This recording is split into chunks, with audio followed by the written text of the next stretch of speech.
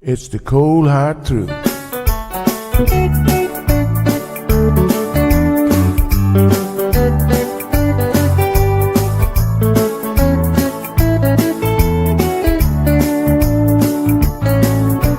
Everyone really want to know what's going on with her show. Just get on the air and you will know it's Sandra. The queen of the mile road is here, helping people from everywhere. Get on the phone and you will hear Sandra. Now she will tell you how it goes, but don't you ever step on her toes, 'cause you will hear the cold hard truth from Sandra. They say she's the hero in town, helping people from all around. You get a call, your money is found, it's Sandra.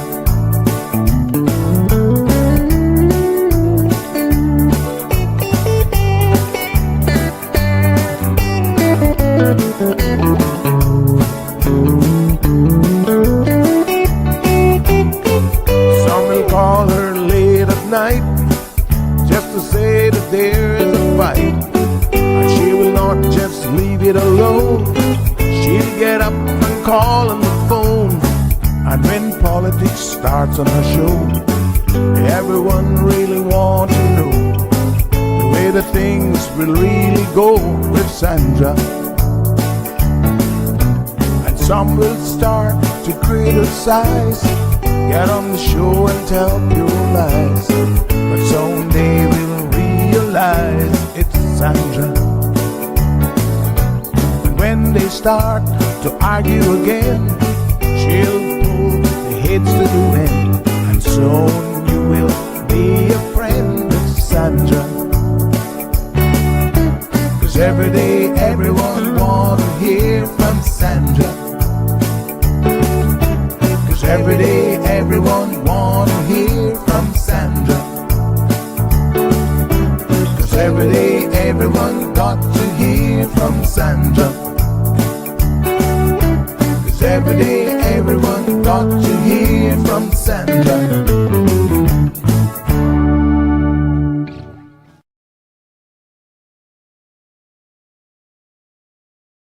If you're a parent right now, you already know the cost of living has gone up. Rent, childcare, groceries.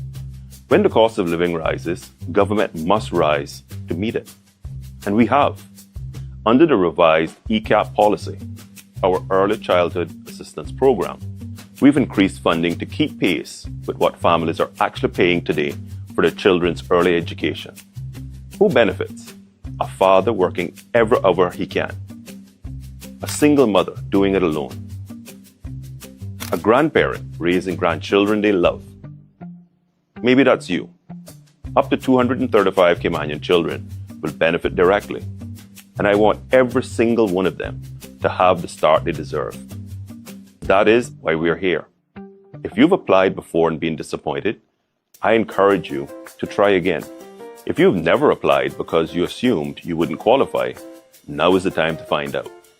And if the funding didn't feel like enough before, it should now. Is your child 3 years old and Caymanian? You may qualify. Visit us at moeapplications.gov.ky and apply for the 2026-2027 academic year.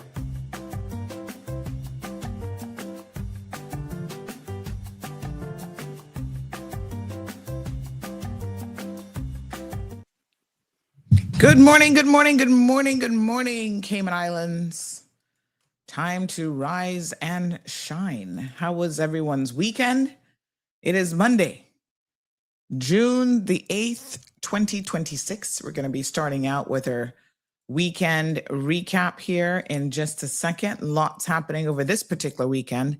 I hate when I have to come on here on a Monday or any other day, to be honest, and talk about tragic events. And unfortunately, today is one of those days. So we will certainly get there. Just bear with us. We like to do a little recap in terms of what events here that we participated in, the CMR team, and then, of course, give you all the community happenings and some interesting things also happening around the world as well. So good to have all of you with us this morning. I don't know. I guess we start out with the bad news. Ugh, I absolutely hate it, to be honest. But yeah, I think that's unfortunately where we have to begin. So over the weekend, a young man lost his life in a tragic boating accident. Wow.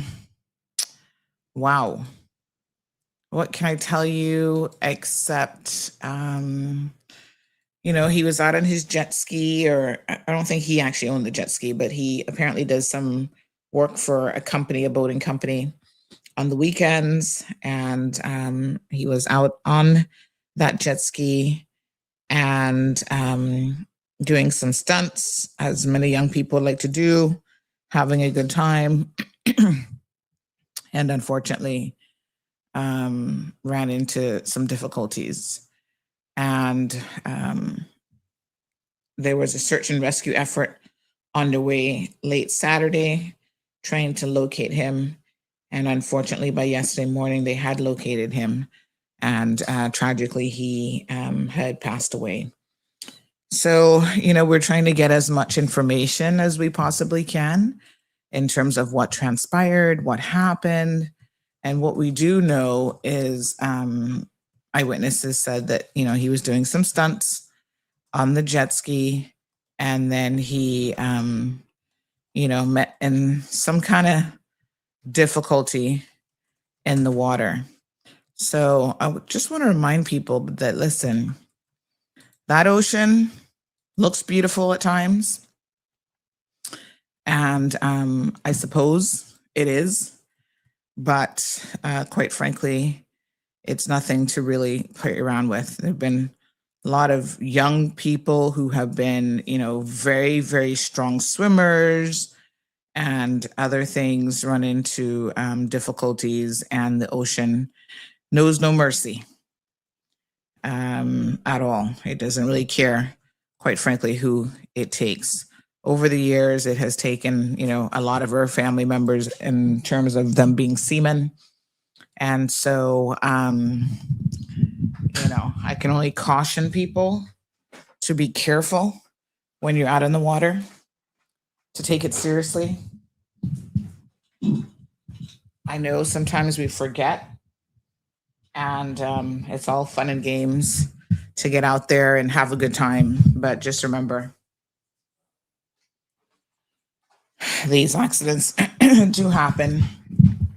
And now, you leave a lot of loved ones behind, wondering and questioning and being so unsure about how and why, and all the questions that they'll probably get very few answers to. So we want to express our condolences to his family. I understand he was married to a Caymanian and has 2 children, at least 2 children with her, and then another child as well that I understand was supposed to be graduating from high school this year. So, the children, I'm sure, always feel it the hardest. They now will be growing up without a father. And I can't imagine there's probably, fewer things that are that difficult in life. So, yeah, we just wanted to bring everyone up to date on that, and just let you know that our thoughts and prayers are certainly with his family, both here and in Jamaica as well. All right. Yeah, I don't know what else to say really when it comes to tragic situations like this. Just very, very difficult indeed. So, what else happened over the weekend? Well, that's the only tragic event that we have to report on, which I guess I'm thankful for that much, because some weekends I feel like, oh my gosh, we had multiple accidents and multiple this and that. And so I, every time I'm like, okay, let's not have any that we have to, report on. That would be great. That's like what we aim for, quite frankly. But a lot of times just not too lucky. Okay, so where are we? Well, it was an active weekend. Lots was happening in the community. I want to do a big shout out to ICW with Jason Brown and his team. On Friday, they had the grand opening of their new office space. And it's there in Industrial Park. And I was invited to the event. Thank you, Jason, and his lovely wife. And what can I say except it was amazing. Really, really good turnout, as well as I was so impressed with the renovation. Not renovation, it's a complete new build, like a whole warehouse, office space, everything into one. And it looked absolutely amazing. The construction team did an amazing job. So this is oh gosh, let me tell you what the name of his company stands for. Hold on. He does the junk business, as he says. He's in the garbage business. But yeah, it was great. I mean, I loved the office space. I thought, wow, this is such a good use of space, and just the way that it was laid out and stuff. So they had that on Friday, and Jason and Courtney, yes. And so Island Waste Carriers Limited, ICW. And I was surprised by a couple of things. Like, I honestly didn't realize that they had such an extensive fleet of vehicles, for example. They're a lot bigger than I thought. So I guess that's a good thing. And yeah, that's a good thing. And so, his company seems to be doing well. Miss Joanne Brown, it would be that would be his people. That's his mom. And of course, his dad. I know they lost their dad a number of years ago. So I'm sure everyone is incredibly proud of him. He talked about, it's always interesting to see how people started out and how far they've come in the last 20 something years that the business has been around. I didn't even realize it was that long. He talked about how his dad gave him a loan to get he said, just enough money to get his first truck. And he said, trust me, it came with interest. It was a proper loan. And there's so many takeaways. A lot of times we think we know people's stories and we make all sorts of assumptions about their lives. Like, oh yeah, they came from money. They never had any problems, whatever. And then we hear little things like, no, their dad didn't give them anything like how we would think. He's like, nope, you want to start a business? Are you sure you want to start a business? Then I will advance you money. I'll give you a loan, but you've got to pay it back. And so that really just teaches our children that there's no such thing as a free meal ticket in life for the vast majority of us. And that's a good lesson to learn, no matter how much money your parents have. I think it's important for them to instill certain lessons in you. In fact, those who are truly, looking at generational wealth, understand the importance of never making your children think that they are going to just be walking into money or walking into lifestyle. And, some parents purposely take away money from them. They're like, nope, I made it, and you can go out there and make it on your own as well. And, people like the Bill Gates of the world are like, no, you're not getting the majority of my money, honey. Yeah, I'll be giving that to charities and other people who are much more in need of it. You got the most important thing in the world, which was an opportunity to get a good education. So his story was very, very interesting. I enjoyed his background details that he shared with us. He has quite a sense of humor, which was evident. That's such an integral part of his personality. And so, yeah, a big shout out to all of the workers who were there. We'll put up a little story a little bit later on the website, but shout out to all the workers who were there. We got lots of footage. We'll share that a bit later on as well. So you can keep an eye on our social media channels for all of those details. But the space was well utilized, well built. Paragon Construction Company, I think. The Hurlstons, young Hurlston there. Wait a minute. Oh, I always confused the Hurlston brothers. Robert Hurlston Jr. And his team and partners did the construction, and yeah, looks amazing.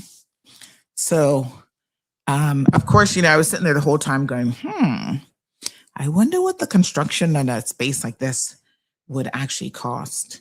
Let me tell you, construction in Cayman ain't cheap, honey child. You better have a pretty penny when you're looking at building out an office space. I don't care if it's warehouse style or not, it's still a lot. So they had, it looked like it could be big enough for what would traditionally be probably about the size of 3 or 4 warehouses. And then at the bottom, they had like a, what you call a car pit, where you can go and get like your oil change and whatever, like you put the car over it. And, lots of storage on the bottom. And then at the top, well, one side of it, you could go in and they had like downstairs. I'll show you guys the videos later on. Downstairs, they had like the meeting room, the kitchen area, lockers, which I thought was great. So many companies, they build out office space and they don't necessarily think about their staff. Oh my goodness. What's going on here? We need to adjust this.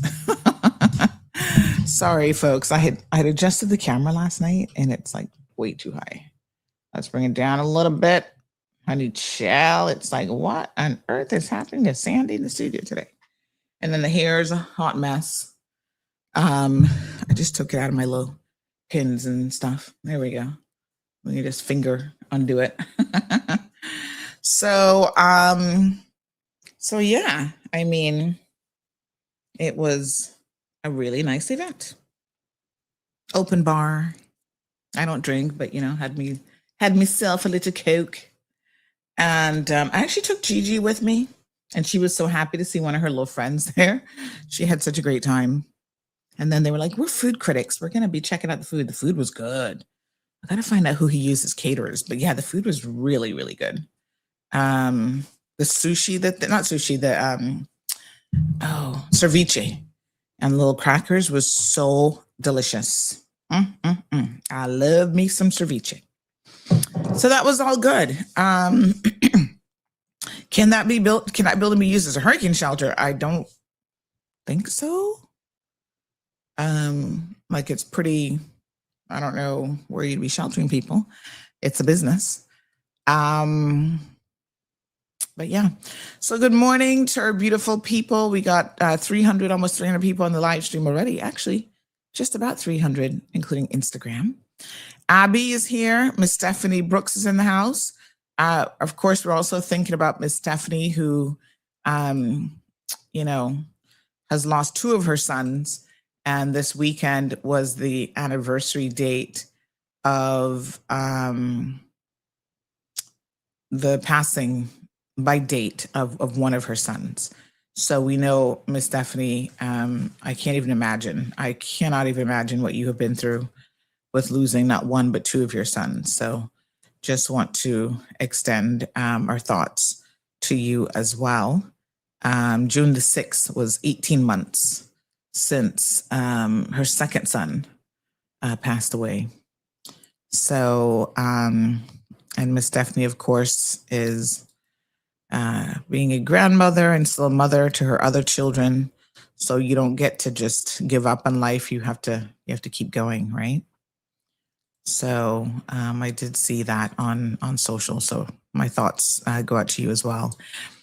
Irvelyn is here. Marshall joining us from North Carolina. Jessica, good morning to you.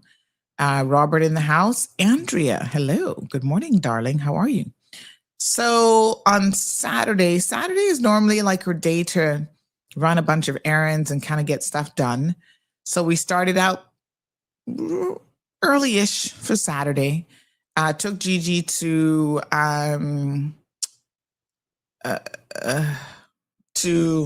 what's the word I'm looking for? Tutoring.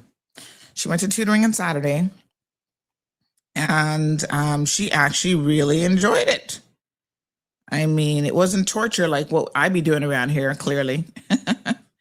So she enjoyed it, and we're going to do some tutoring over the summer just to make sure she is caught up and ready for the 4th grade as much as possible. So every day it's a little bit of work, you know, and I guess that's how consistent you have to be. So she's still struggling with some of the times table. Like she knows some, and then some are like, she got to think about it and finger count. And we're like, no, you got to be like, bam, bam, bam. 9 times 9 is blah, blah, blah, you know?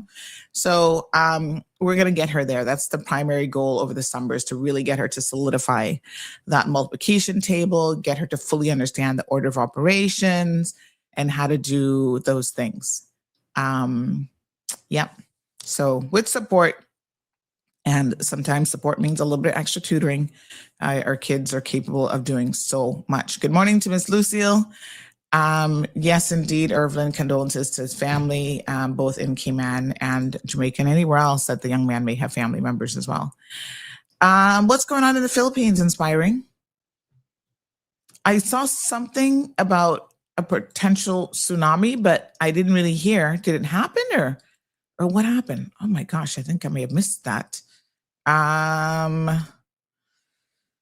So then later on Saturday, we went to an earthquake. No, that was this morning, huh? Oh man, geez, some peace. Let me get Renee on the story. Hold on. She probably is already working on it. Oh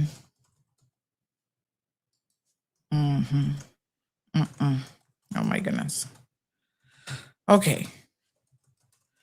Very sad. I thought I saw something yesterday about a tsunami warning or something was in place for the region. So I guess things are moving. Some plate or something is moving in the region for that to happen. Wow.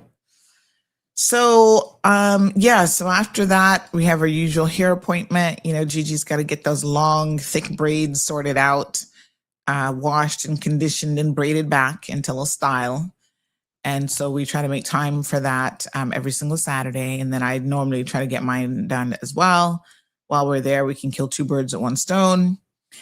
And then we collected her little friend, Parker, PK. We went to the Sir John A. Cumber. It's a full name and then some. Primary school FunFest. And it was a really good event. So this is the 2nd annual one. We were there last year, and I think this is going to be like totally an annual event. So we were there last year, and it was well attended. I think most of you probably have seen the interview that we did with the minister, who was obviously there. Miss Julie Hunter was there. Unfortunately, we missed Miss Julie. She had several other functions to attend that evening. And so, yeah, it was, a great event. The kids had a great time. Police were out there, fire service, Coast Guard. They had the food. Now, can we just talk about the food for a second? Okay. All right. What is the gentleman's name who y'all had in the kitchen doing the fish and fritters? He is, I think, from East End, I want to say. And I kind of feel like he is, I kind of feel like he's also, is it Ralston's driver? I've seen him driving one of the MPs. I think it's Ralston. What is his name? Somebody needs to tell me his name. Because apparently he's the one who was there cooking the fish and fritters. And wowee, can we just give him some credit? Because it's so good. Oh, delicious. And they give you good portions. You know, some people be trying to shortchange you when you get fish and fritters. You just get 2 little pieces. No, man. they really, you know, give you a good amount.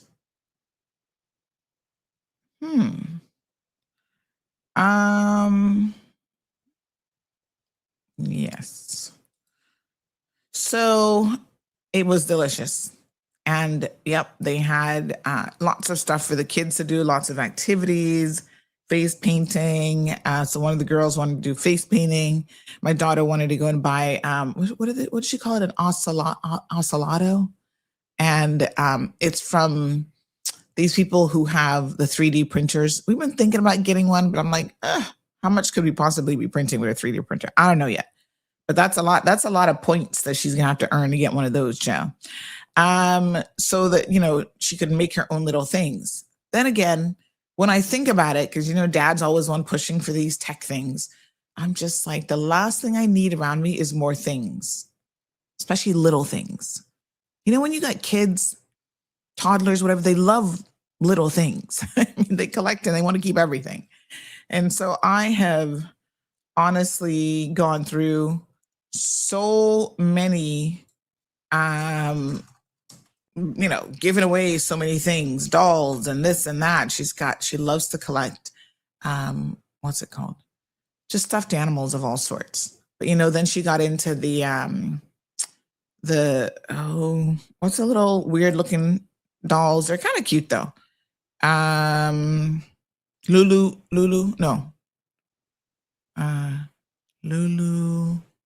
oh my goodness, I can't remember the name of them, but you guys know the ones that are like trending.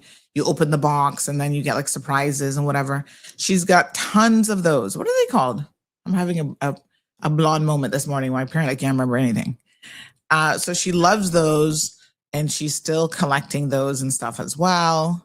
Anybody knows what the heck I'm talking about? No, you're all like, nope. Not Lulu's. Let me check WhatsApp. Somebody in WhatsApp must know what I'm talking about. Coco's melon. It's not Coco melon.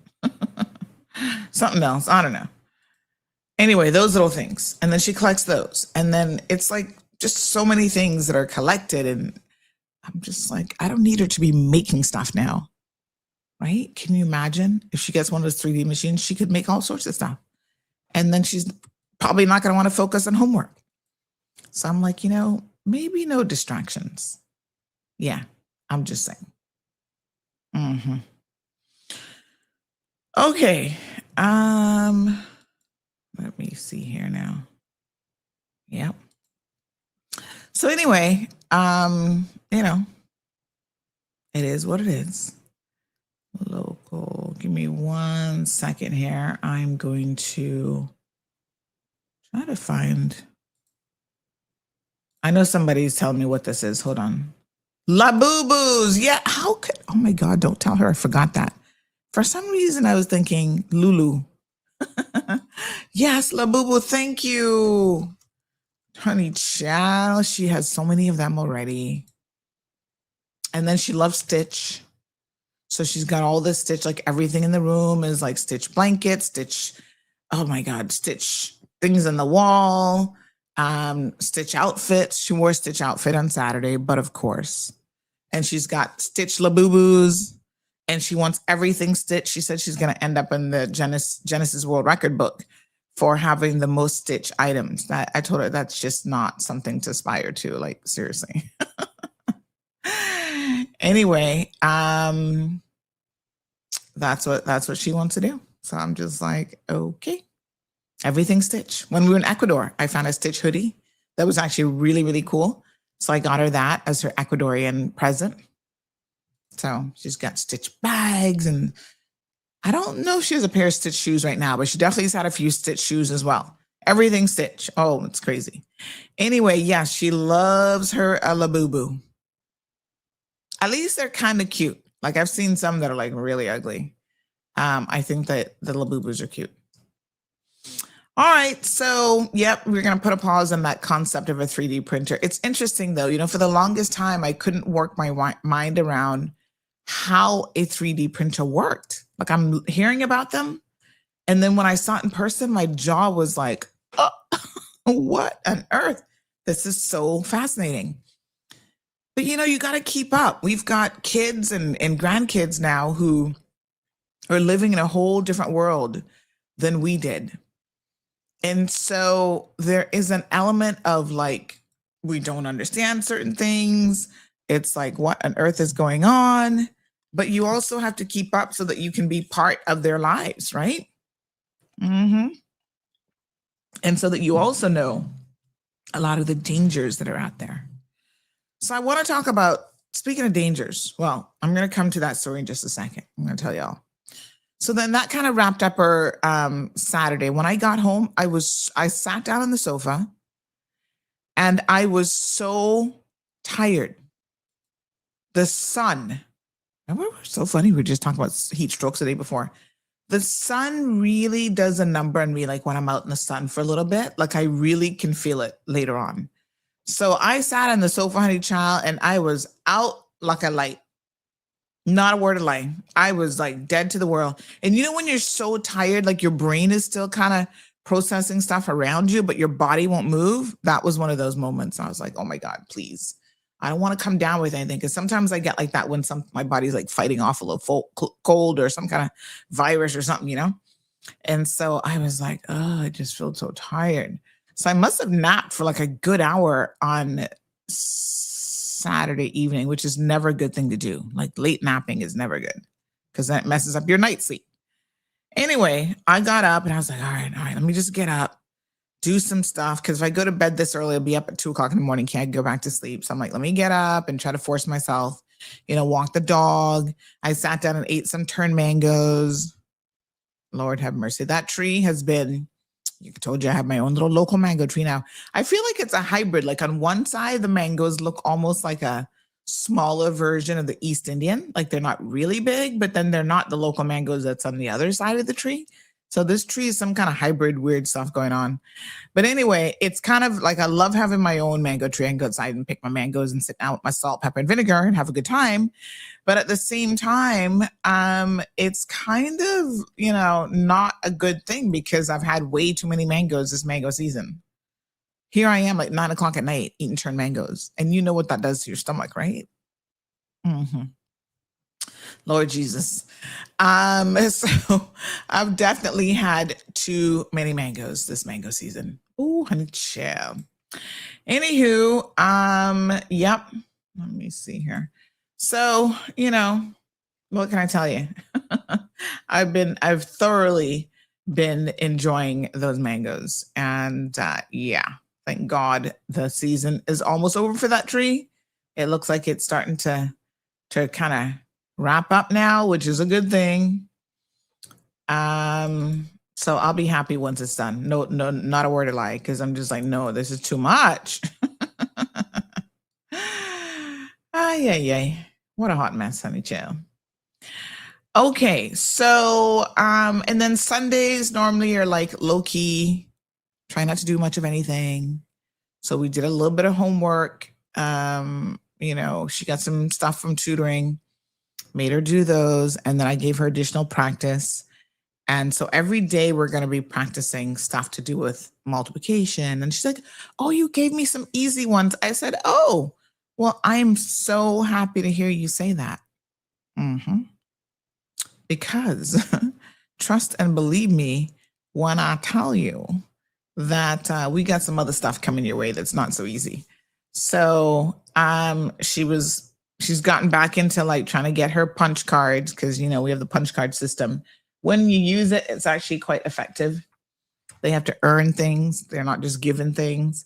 And so she's like, okay, I did this and this and this. Can I get a punch card now? Have I earned a punch on my punch card? And then after completing a punch card, you can reward them with something that they really want. So, yep. So she got a punch yesterday after completing assignments in the morning. And then in the evening, she did some additional work and stuff. But she's very, very into art. Like she says she wants to be an artist. And she loves to draw and color. And she's really into that. So, of course, I want to encourage what she loves to do. But I also tell her in life, sometimes we have to do things that we're not really all that crazy about doing. but it is part and parcel of life, you know? And so I said to her, listen, no matter what you do in life, even if you're going to be, if you can make a career out of being an artist, right? There are things like learning how to write a letter, being able to communicate properly, knowing math, basic math, at least let's get to algebra, you know, all of those things you will have to know how to do in life because that's just how life is, right? You might need to write a report. You might need to do a business plan. You may need to understand the money that's coming into your art business or whatever, right? You can't just be like, oh, I don't need to know all that stuff in life and I'm going to get through. As someone who doesn't really, I'm not fond of math in any way, shape, or form, I still understand the necessity because it teaches, it's beyond just the figures, right? It activates like certain parts of the brain. It teaches you about logic because ultimately logic and math kind of go hand in hand with each other. They're like like logic is the word side of a lot of mathematical equations. But if this, then that, you know, it's the same thing really. It's just the other side of it. And so just teaching her that, yes, these are things that you're going to have to learn how to do. So this year now we're going to have to learn how to start doing music lessons, do a musical thing. We're going to get her into sports, you know, and, you know, no kid is talented probably in every single thing, but I think that we can certainly push our children to do activities that perhaps ordinarily they don't necessarily want to do, but yeah, they can get there. And we can help them get there as well. Mm-hmm. All right. Let me see here now. So yeah, so then yesterday I went by the office and we did a little bit of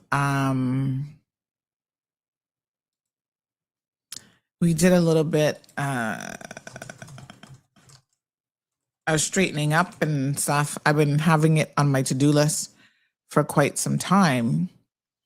And so I finally decided to just go there and get it done. So I bought some containers. Hey, big shout out to Cost You Less. Did you guys see, you know, those containers? I have so many of them with the black and then yellow lid.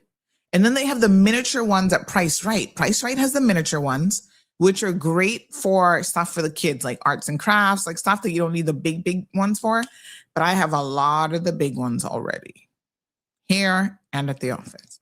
And they're great for just storing stuff that you need to, you know, just keep away, but you don't have the space for it. And so I bought some more because they have them on sale for $11.99. Go get yours. Mm-hmm. Hi, Mary from Cost You Less. And so I bought a few more and then I was able to go by the office and stuff that was just like sitting there. I was like, okay, let's organize it. You know, we'll do, I don't know, tripods in this one, cleaning supplies. And like, I just put everything away and it just looks so much neater to be able to use them. Yeah. Your great grandson. Oh my gosh, you got a great grandson already? Sir Turtle bought it from the gas station. He's almost 7 months old. His name is Sage Jr. So cute. Hi, Abby. Looks like you're filling in for Johan. Tell me who's getting blazed up today. You need to have 6 children. Who? Oh, no, honey child. I would not have any hair in my head. I would be crazy. I don't know how you guys do it, honestly, because one child is so much effort already. I mean, like, you know, you get them home at night. You barely have any time to even spend with them. So doing a half an hour of like work, it's like, oh my gosh, no, I couldn't imagine. How do you manage with 6 kids? Geez, some peace. Thank you, YouTuber. It says, morning, Sandra. I was just having this conversation with my girls. How old are your girls? I constantly instill how important education is and how it makes life way easier, even if they want their own business. And, you know, the truth of the matter is so much is changing in the world that we live in. I'm going to share a video with you guys this morning. Yeah. Ugh. Yes, there's been a death in the in the local teaching community. I'm going to get to that here in a second because I don't have a whole lot of details on it, but one of my Kevins said la boo boo, but he has it spelled like how we would say bobo, la bobo. I'm going to tell you how to spell it because you have a little daughter now, and it won't be long before she'll start asking for these types of things, honey child. So you better know how to spell them because yeah, she's going to be like, Dad, I want a la boo boo. And you're going to be like, who? A la bobo? No, la boo boo. Let me see here. So yes, right, there we go. So, oh, hold on. Hello. What was I gonna say? I think YouTuber. Oh yes, I was talking about the fact that our children's lives are going to be so different. Already they're so different. But we are on the cusp of what I would say is a significant shift with AI. I know some of y'all are trying to fight this AI thing, but I'm telling you, you are fighting a losing battle. I just want us to figure out how to balance it with the environment, because I do understand the serious environmental concerns, and I think that they're obviously very, very valid. AI apparently uses a lot of electricity, and that in turn uses a lot of water. And when I was in Tampa, I think it was last summer, I went to MOSI, the Museum of Science and Industry, which has been there forever. When I lived in Tampa, MOSI was there. And I can't recall if I ever went when I lived in Tampa, but it was right across the street from USF. And so they did this presentation. I'll find it because I know I recorded a good part of it, but it talked about how little water we have on Earth, right? That is usable drinking water. Now I know that the vast majority of the Earth is, wait a minute, is today World Oceans Day? What? Oh my God, this is just so ironic. I opened up my browser to look at something, and I'm telling you guys about the importance of water, and then I see this thing saying that we're celebrating World Ocean Day. Oh, wow, that's ironic. But yes, the resources around our oceans, which unfortunately are suffering from pollution, man-made, as well as usable drinking water, it is a lot of stresses. And so there's not that much drinking water available, clean water, that you would think. And I know here in Cayman, we don't appreciate these things because we have it so easy. We just get up, turn on the tap, boom, Water Authority doing its job. Or if you live in West Bay, Cayman Water, right? So we don't think about, oh, there's no clean water today. The only water in our village is the water that the cows are pooping in and the lions are sitting in, and it's not clean. It's not, we don't have any of those struggles, which is really fortunate for us. But there's so many people in the world who do not have that degree of blessings and comfort. Trust and believe me when I tell you, yeah? So unfortunately, I think that we oftentimes take that for granted, that we can just turn on the tap. We got water. So we don't think about it. We don't think about how precious that commodity actually is. Having said that, there's absolutely no way that we are rolling back AI. There's no undoing it. It's here to stay. And I was watching something the other day about, how this guy who has some knowledge of what the US government in particular does was saying that whatever AI tools that we have today, he's like, you can better believe that the government has had those tools for a while. And he's talking about 10, 15 years being a while. And I was like, really? And he said, yeah, everything that comes out to the consumer market, the government, Israeli government, American governments, they've been on the cusp of this stuff for a minute. I'm thinking, suspicious, real sus. And so I then think about in 10, 15 years, what is our world going to look like? The way that we work, the industries are like top industries today. People talk about, coding and this and that. We're not going to need coders again. These things are going to replace entire industries, and it's already starting to happen, right? Oh yes, I had a 6-figure coding job. AI comes along, boom, wipes out your job. You know what kind of jobs AI not going to wipe out? Being a plumber, being a carpenter. I hate to tell you, but those labor intense jobs where you have to have that kind of knowledge, those jobs are going to be where it's going to be at. Start up your plumbing company from now, honey Jill. So I do feel like there's a tremendous shift. And so I think for a lot of us, there is a large degree of like uncertainty. I don't know what the world's going to be like. I don't even know what the world of media is going to be like at that time. But what I do know is we have to encourage our children to keep an open mind. And this is the important thing, right? If we're raising children that are kind of rigid and they like only understand one thing and they're kind of like, I want to be a lawyer. I even said to my daughter, being an artist. Right now, I could be an artist using AI. You understand? AI is changing the music industry, the art. So things are going to change. She's always asking me to she's like, oh, my teacher says that you have such good AI skills because I've been creating little stuff for her. And she shows it to her teacher. She's like, she's asking if you can do this. And I'm like, sure, I can. Look at this. She's doing a little thank you letter for the year because this particular teacher is leaving a little bit earlier. I think this is her last week. And then they get out next week. So she wanted to do, so this is her sitting reading her favorite book with my brownies in the picture, of course, and some nice hot chocolate milk or some nice milk, cold milk, all of her favorite things. And then she's going to write a little letter at the bottom.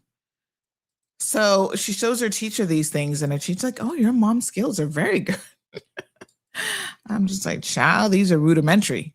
But this is the world, again, that our children are going to grow up in, but they still have to be able to think. So it's going to be this meshing of, yes, AI can do a lot for you. You can have it sit down, do your university paper, but you don't want that. You want a child. And I think that's why we might be the last generation who went through school. We know how to sit down, do research, write, whatever. And we can use AI tools to assist us with all this stuff, but we don't need the AI tools to get it done. And so there's going to be this balancing act. And what I tell her is the tools that you learn on your own. So the ability to read something and to comprehend and understand what you've read. Could AI interpret it for you? Yeah, most of the time it's going to get it right. But that is part of your brain that if you don't use, it's going to die off. Like her brain's already changing because of the use of technology. This was her question of the day this weekend about how she spent her weekend. Give us as much details as possible. So I'm happy that I can create tools like this to help her with her writing, even with her math. I did one that had all the little rules on it of multiplication. Anything times 0 is going to be 0. Anything times 1, so that then she can kind of sit down with these things and use them to her advantage to augment her math, not to replace it. So here we have a multiplication table and it does multiplication tips. So anything times 0 is always going to give us 0 no matter what it is. Anything times 1 equals itself. The order of operation matters. Little cheat sheets that she can laminate and sit there and read over when she's driving in the car to kind of refresh her memory, because at that age, it's okay, they learn parts and timetable. Next day, they forget the other part of it, right? So it's constant reinforcement. But we are heading into a whole new reality. Not heading into, we are in a whole new reality. And it is going to be difficult for some of us to adjust. And I can tell you, 9 years ago when we started CMR, the 30th of this month, this time 9 years ago, I had my daughter. She was June. She was 10 months tomorrow. She would have been 10 months tomorrow, 9 years ago. And I was in a situation freelancing for Loop, giving them stuff, always getting resistance. That's why Loop is gone today. It is no surprise to me that Loop didn't last the long run because they were ran by corporate Caribbean Digicel. And they were always resistant to, oh, that story is too controversial. They just wanted the cookie cutter, run of the mill, government press releases. Nobody cares that much about that kind of stuff, I can tell you, right? What you guys want is the stories that nobody else is going to tell you. The exposés, the sauce. And that is what has made CMR so different. You're like, yep, we'll report on the run of the mill, government stuff, fine, whatever. But more importantly, we are going to tell you the stuff that maybe you didn't hear from anybody else. We got one of those stories this morning, so stay tuned, right? That you haven't heard yet. And I'm like, who's trying to hide this information from us and why? Like, we need to know certain things to be able to live and operate in this community. And so, that's what it is. When I started, a lot of people didn't understand what this Cayman Mall Road was all about. Y'all were like, this sounds crazy. And I said, you might think it's crazy, but I can tell you, I know exactly what the world and what Cayman wants. You might not even know what you want, but I know what you want because I'm part of this community and I hear the sus and the gossip and the yeah, whatever. Everybody's into it till they're the subject of the newscast. Once it's not them and their family, they're like, oh, I'm going to be reading this to find out what's going on. Oh, I want to know. Oh, I hear a siren. Let me go on CMR. Where's the siren going? Where's the popo going? Sandy, the helicopter's up. I'm like, oh yeah, let's try to find out what's going on before anybody else. So I want you guys to, big shout out to the young lady who sent me this. Somebody else sent me this yesterday as well, and I can't remember who it was, so my apologies. But I know that I have received this now from several people. And so I want to thank them for sending this to me because it simply reminded me of 9 years ago where I was in my headspace, how the journey and how media was changing. And it continues to shift every single day. Over the weekend, I ran into Wendy Ledger on Saturday at the coffee shop. And Wendy was saying to me, like she liked the day when the PPM would have a press conference after every single cabinet meeting. And I said to her, I was like, really?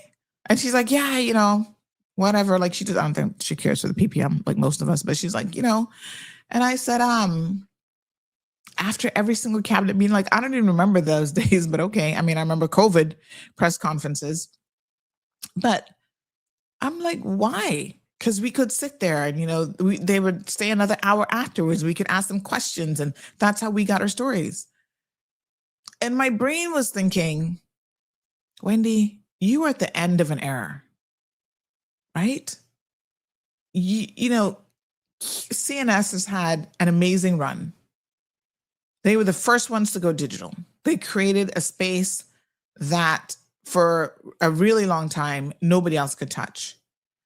But I do feel like that has changed a lot. And unfortunately, Wendy's, I don't want to say tech challenge, but yeah, she's on the cusp of, she's older than me. I don't think by much though, but it just goes to show you how sometimes you're stuck in a place.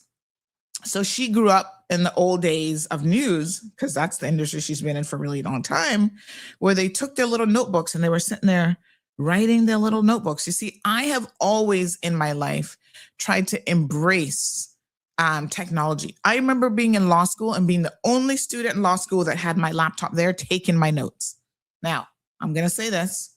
When it comes to note taking, the way that you remember more information is actually by handwriting. But I had a method that worked for me personally. So I'm not necessarily telling all kids you can be there typing, because the brain actually remembers it more when you're handwriting it.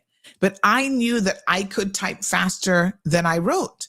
And so for me, it was about getting accurate, complete notes in a format that then I had my study material pretty much already done. I didn't have to go back and try and put study cards together, whatever. That format worked really, really well for me, right? But I would have to practice writing because when I got an exam and I'm in a 2-hour, 3-hour exam for law school, if I hadn't been writing throughout the year, my poor hands were cramping up and I couldn't do an exam.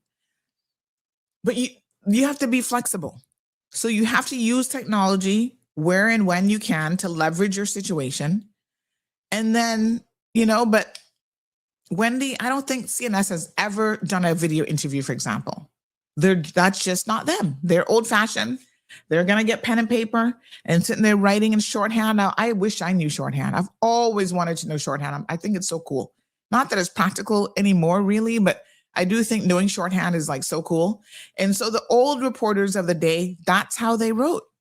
They knew shorthand and they could sit there and had like 5 pages of stuff that was actually like 10, 20 pages of long form handwriting. But I kind of think as I was listening to her, my mind was reflecting on, once again, where we are with media and how much has really changed. The world is just so different. Doing weekly press conferences for 2 hours, most people would see as a complete waste of time. But she's like, I emailed them. I'm not getting response to my email. I'm like, okay. And you see, I also understand how government comms works. And that's why it's very seldom that I FOI anything. I'm not emailing anybody. That's not how you get the news, even from government anymore. So, I don't know. All of us, I think, will go through these teething things as we grow and as we develop. And I can tell you the other thing about CNS is the day that she was to shut off, which I know she isn't because that's why people go to the website. But the day she was to ever shut off these anonymous comments, it would be death. Just put up the death notice. Tap, tap, tap, tap. Tap the nails in the death notice because that would be the end of that. Nobody's going to read it. Y'all are there because it allows anonymous people to get in the comment section with really no accountability. They can say almost anything and it's going to be approved on the site. And you guys like that. It is a form of, it's so funny when people talk about cyberbullying and this and that. And I kind of chuckle because I'm like, But it is what it is. Obviously, if you don't want to read it, you simply don't go there and read it. So listen to this. Me on TV anymore. Welcome to The Noon. I'm Michelle Ross. Thanks for being here. And that's because I had to quit my job. I've actually been wanting to leave for a while now, and there are 3 reasons why I left. But why I say I had to quit my job is because of reason number 1. I've had a sudden change in childcare. Many of you know that my mom and Bubba, they've been watching my twins literally since the day they were born. But my mom is diagnosed with bipolar disorder and depression. She's had it since she was 14 years old. So this isn't anything new. And she's very open about it. She actually said that I will only let you talk about this if you say that I have bipolar disorder. It's not a secret. And if you know anything about mental illness, certain things will trigger it. One thing being the war in Iran, but she has to take care of herself. If she can't get out of bed, even, how is she going to take care of 9-month-old twins? So Bubba, even though they're divorced, he's going to take care of her. It could take 2 weeks. It could take 2 months, but I have to stay home in the meantime and watch my kids because childcare is expensive. Even if we could afford it, I still would be quitting my job. This just helped expedite the process, which brings me to number 2, independent journalism. TV news is dying. Journalism isn't dying. TV news is dying. The younger generation isn't watching the news on their television anymore. They're watching it right here. I've read the writing on the wall for years now. There have been layoffs across the country. And I noticed a couple of years ago, anytime I posted something about Luigi Mangione or recently about Iran, it just gets shared so much more. So many more eyes are on it. And I see the direct impact that I'm having. So it's time for me to move fully into the digital space with journalism. I'll finally be able to show much more of my personality, report in my style, and say what I actually want to say. And I think you're going to want to hear what I have to say about the Luigi trial, more issues happening across across the country, especially Iran. So I'm going to launch a separate page for that. I still don't know what it's going to be, but I'm going to figure things out. And the third is content creation. Many of you know that I went into more than $10,000 in debt because I went on maternity leave and got paid next to nothing. And since going back to work, I have not been able to even make a dent in that debt because, again, TV news is dying. And anytime I would post anything about Bubba and it would go viral, that would spark brand deal emails from companies. And I didn't have permission to follow through with those brand deals because it's a conflict of interest with TV news. And some of these companies are offering a pretty penny where I can actually pay off my debt, save money. It'll give us more freedom. But aside from the money, I feel like now I can finally help other moms promote products that saved us during the newborn trenches, the first 6 months, which were survival mode. We have a really exciting brand deal that I'm posting tomorrow. It's with a major diaper company, and I talk about my village, but my village is on pause right now, and that's okay. I'm going to be a temporary stay-at-home mom as I pursue my passions of independent journalism and now content creation, and it'll give me now flexibility. I won't have to work nights, weekends, holidays anymore as a TV reporter. I can spend time with my kids while also pursuing these business passions and finally take care of myself and get rid of these last 40 pounds from this twin pregnancy. So I really hope that I'll be able to inspire you. Let's inspire each other and come along for the ride. Thank you. All right. So yeah. That sums up so much of obviously what I know and the world in which I operate. And I've been saying it for a long time. Traditional TV, and this has even changed some of what we're doing here. But yeah, traditional TV has been dead. I mean, she's finally come to the conclusion. It's been dead for a long time. People are not going to sit down at 6 o'clock in the evenings and watch the 6 o'clock news on any TV channel. And I know, I kind of feel bad for the Compass because I think that they've spent so much money on doing Compass TV. But at the same time, I also know that it was a bit of a miscalculation. Listen, the hype was there. Y'all like, oh yeah, we got traditional TV back. I saw the hype, and anybody who's part of my CMR circle would know that I was like, what? Traditional TV? I'm like, this is all hype and nothing. Y'all gonna give up on this after the first week. Maybe 2 weeks. The world has changed. And so that means that we as journalists, newscasters, bloggers, whatever category you want to put yourself in, or you want others have boxed you into, that also means that what we do and how we do it has infinitely changed as well. And it's tough to understand that there was no going back to the Cayman 27 days.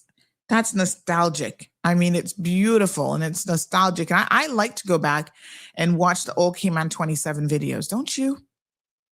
You can dig them up sometimes in the archives, and you watch those like, oh my gosh, remember when this and da-da-da. But that's in the past. Nobody's consuming TV in that way anymore. I should say nobody. The vast majority of people. So when you hear that only 25% of the people in Cayman even subscribe to Flow, Logic TV, like these TV services, 25%, most people are streaming. They're going to sit down and watch Netflix or, have their little streaming boxes or whatever and watch what they want to watch on demand when they want to watch it. And that's it. I can't even tell you the last time. This is kind of sad because there's quite a few TV series I do want to get into because I see them. Again, I'm scrolling and I see them on TikTok, on Facebook, on Instagram. I'm like, oh, this series look good. You know which one looks really good? I think it's a Tyler Perry one. It's called Divorced Sisters. I've been getting a lot of that coming up on my feed. And ooh, honey child, that looks scandalous. That looks so good. Like, she's married, but her daughter is not for the husband because apparently she was cheating on the husband. And I was like, oh my God, Black people drama. And then the husband finds out and he starts to question it. And you got like the church people involved. And oh my God, it has more drama than Quaker has oats. And I'm just like, I'm here for it. But I have not sat down and watched a TV series on anything. Like I watch snippets. I enjoy the 90-day franchise, sort of. You know, we all like a good train wreck. And so I watch it not by ever sitting down and watching TLC or watching a full episode. I watch it by watching YouTubers who recap what happened and give you the highlights of certain relationships. That's how I know what's happening. Isn't that crazy? But that's indicative of how we are consuming what we're consuming. And so you guys would any day of the week rather sit here and listen to me for 2, 3, sometimes even 4 hours if we have a good pop-off segment, talk about what's happening in the community. We have this interaction between each other as opposed to going on the website, reading the story, picking up a newspaper. You ain't doing that no more, right? And you're certainly not going to sit down and watch the news. It is just a different time. No, I don't have time to binge watch no TV, Alfred. Alfred's like, do you have time? I don't. I watch little video clips here and there. And so I think that my viewing habits are probably not unlike the majority of people. Like you take a snippet, you take bits and pieces of what's going on, short form content. So when we were looking at CMR TV, you know, there was a time when we thought, okay, we're going to get on a traditional TV channel. We spoke to Randy. We're going to talk to Flo. We actually had meetings with Flo already to get a CMR TV channel on there where you can watch all of our content creators. And the more I processed how this was happening, 25% of the population, who are those 25%, right? I realized that I don't really think the effort that you have to put in to get there is even worth the 25%. And more, that 25% tends to be older people, seniors. They are going to have to adjust. They're the ones who have to make the adjustment on how they're going to consume information and get their news. Radio still remains a very, very strong platform here in the Cayman Islands. And that is why I shifted from trying to get on traditional TV with a CMR TV channel. We got it all on social media. You can watch it there. To let's focus on that radio application, because that's where now, 9 years in, we need to get on radio. That's where we're going to go with this, right? Because although radio is dying in a lot of different markets, for Cayman, radio still remains a pretty vibrant, ish way of people getting content, but it's that phone. You got to be able to reach people on that phone, even if you're on radio. You got to have short form, take your shows, break it up into little clips. That's what people want. And so it is really, really interesting what she said about kind of where she's at in her journey as a journalist, and how things are going to change. Speaking of journalists, did you guys catch any of the sauce with President Trump in that interview he was doing over the weekend, where he completely lost it with some news reporter because she was challenging his facts about the stolen election? And he literally, at one point, I thought he was going to assault the woman. I thought I saw him putting his hand, but I think it was like a light or something above him. And he was like putting up his hand to kind of push the light out of the way. I thought he was lifting his hand to knock this woman. I was like, oh my God, President Trump, you could never. No, he would do it. And all of his supporters would find a reason. Oh no, she should not have challenged him. Oh yeah, she did it. They would have found a reason. Absolutely, they would have found a reason to excuse his behavior. So it's pretty wild. Where people are at, with all of this in this day and age. We are changing. The world is changing, and ultimately you're going to have to get used to it if you're being left behind. So I wish this journalist all the best in her journey. And, she's talking about how she makes her money with brand deals and stuff. And that is something that came on. Some of you are kind of getting it, but I'm not so sure. that Cayman has fully embraced how that works and where that goes quite yet, right? They're still taking a traditional brand deal approach. So, super interesting. Thank you, YouTuber, primary school age 9 and 10. Oh, you got a 9 and 10-year-old. Oh, you got your hands full. Girls especially need to be educated. And so on that note, I want to say that on tomorrow's show, we're going to be talking about how even when girls are educated, YouTuber, you're going to find this very, very interesting. The data shows here in Cayman, the region, and beyond, even when our girls are educated, they are still at a disadvantage. They're still going to make less money in corporate Cayman. That is a sad indictment on us. I think as a country, we need to look at this information a bit more. I did a sit-down interview now over a week ago with Caribbean economist and analyst, Ms. Marla Ducaran, and we addressed this issue. We talked about the education gap. And so our young girls and our young ladies, as they grow into women, need to understand that the world isn't going to do them any favors. And so what does that mean for those of us who are mothers and fathers, and even aunts and uncles and others of girls? That means that we need to have some serious conversations with our female children in particular. Men too, but it's a different kind of conversation, right? It's the kind of conversation that you will be working twice as hard and the world is going to judge you at a different standard. You will, unfortunately, not receive the same pay if you are working in the corporate world. And so I think encouraging women to be entrepreneurs, to be their own bosses, is one way to address it.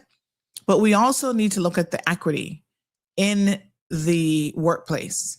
And does that mean that we need to have equal work, equal pay legislation? That's only fair. If you're doing the exact same job and the job description is the same, there's absolutely no reason why, as a woman with the same experience, sometimes, and the research shows this, not just the same experience, but better degrees, more education, we're still lagging behind on the pay scale, which is unfortunate. And so we need to have that conversation. Ms. Sue says she has never watched the news for a long time. Even people who have and subscribe to these services are like, they don't watch them. So it's just a fact of what it is that we are having to deal with. This is the reality of the world that we now live in. And so I'm always keen and I'm always trying to stay on the cusp of things, making sure that we are relevant here at CMR. We're not just following the crowd, but we understand the world of, media, of journalism, of how all of this works. The responsibilities and the role is, not always an easy one, but if you're going to be in the space, you got to do it and you got to do it right. Abby says, today we live in a world where we need to trade our time and our labor for survival. If we do it right, automated labor will guarantee resources to all via universal basic income, making work voluntary while ending poverty. I think that that's a pipe dream.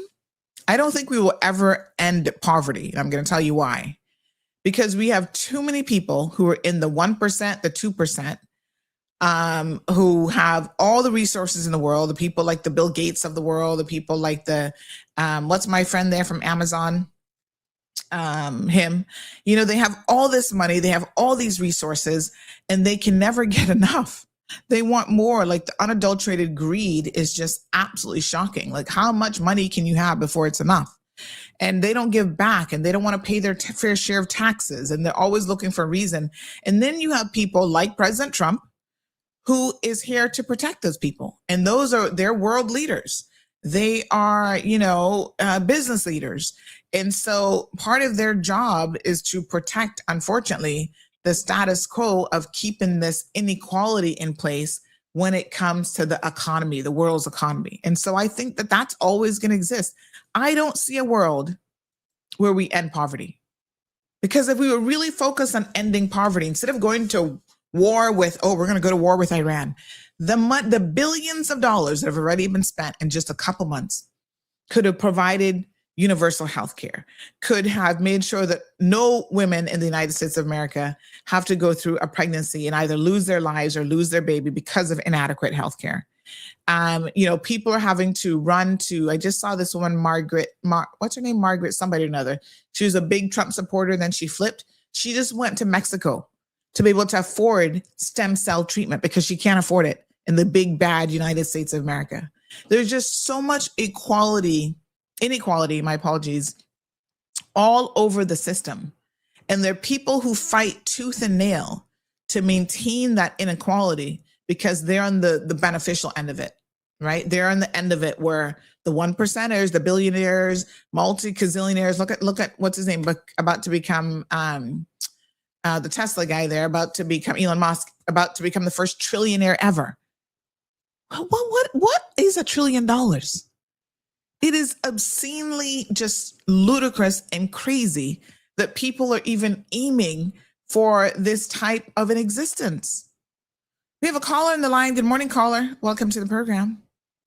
Hey, good morning, CMR. Good morning, K-Man. How are you doing? Good morning. Good morning. How are you? Great. Happy Monday morning to you and Thank to your listeners. Thank you so much.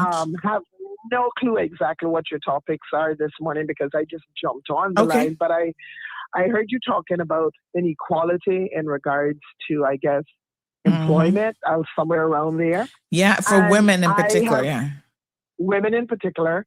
I decided, let me call because I have all intentions of writing a letter to CEO, to the board, and to the minister, really, of Cayman Airways, our national flag carrier.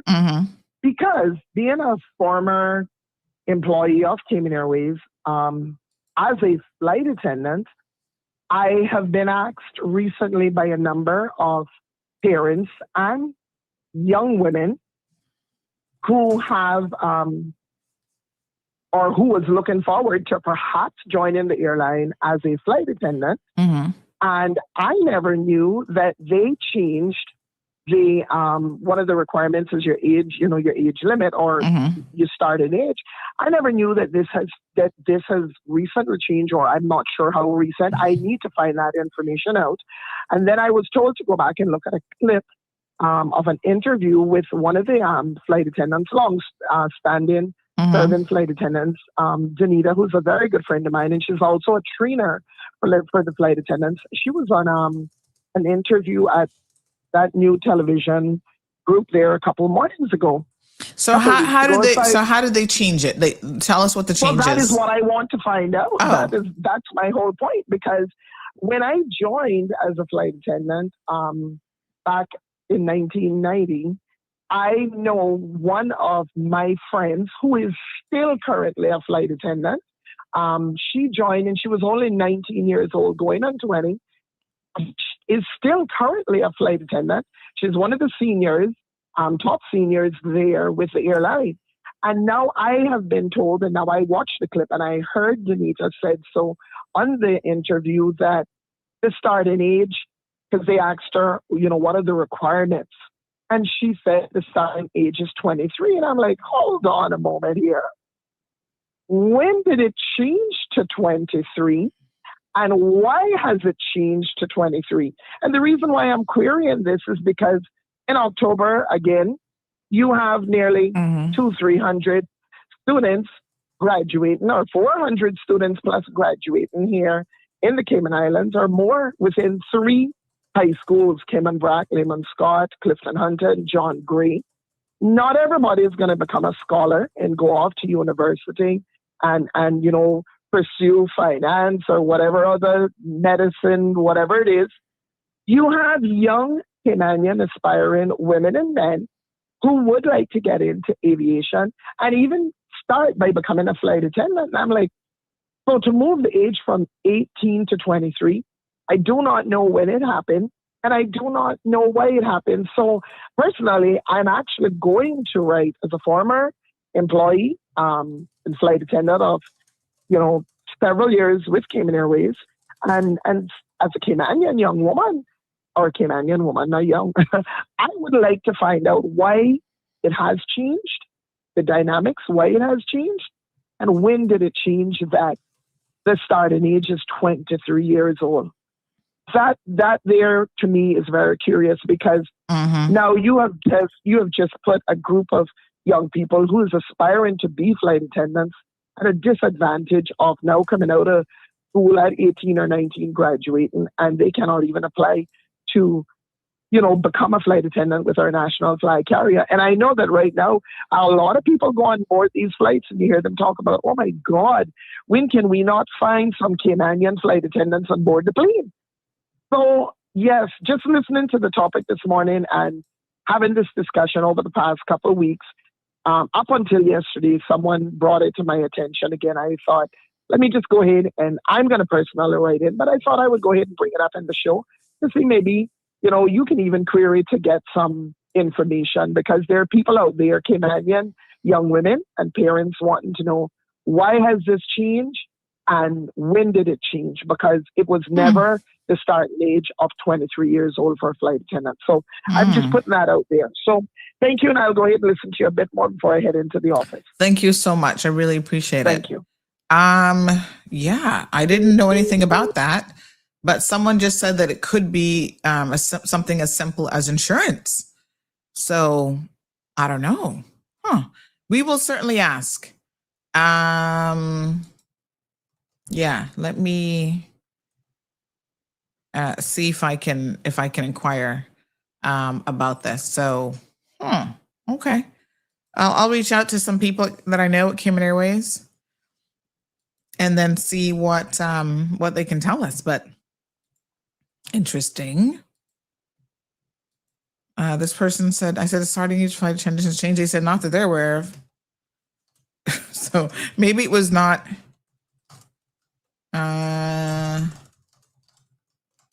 Okay, I'll have them check into it, but I don't know. They've said that okay, let's see what information we can get. It would be peculiar. I'm not sure how insurance matters by age for flight attendants. I don't know. I mean, obviously experience and maturity matters for sure. And so, but that's not necessarily an age thing. You have some 23-year-olds who are not necessarily all that pulled together either. We'll see what we can find out. Do young people aspire to that job anymore? Are you guys really big on, becoming like a stewardess, flight attendant, I think is what we call them now. Gosh, I don't know. I've always felt that was probably a more challenging job that I would care to have, because I like traveling, not to travel, but to actually get to my destination. Ooh, honey child, being on that plane, I'd be like, oh, when are we landing? Anyway, okay. I'll see what I can find out for that caller. Very, very interesting though. Good morning to the beautiful Miss Misha. Misha says content creation is definitely the way forward, especially with AI. It's such a powerful opportunity for stay-at-home moms, creatives, and anyone with big dreams to use what they already know, share their talents, and build something meaningful right from their homes. You see, that's the barrier that has been removed.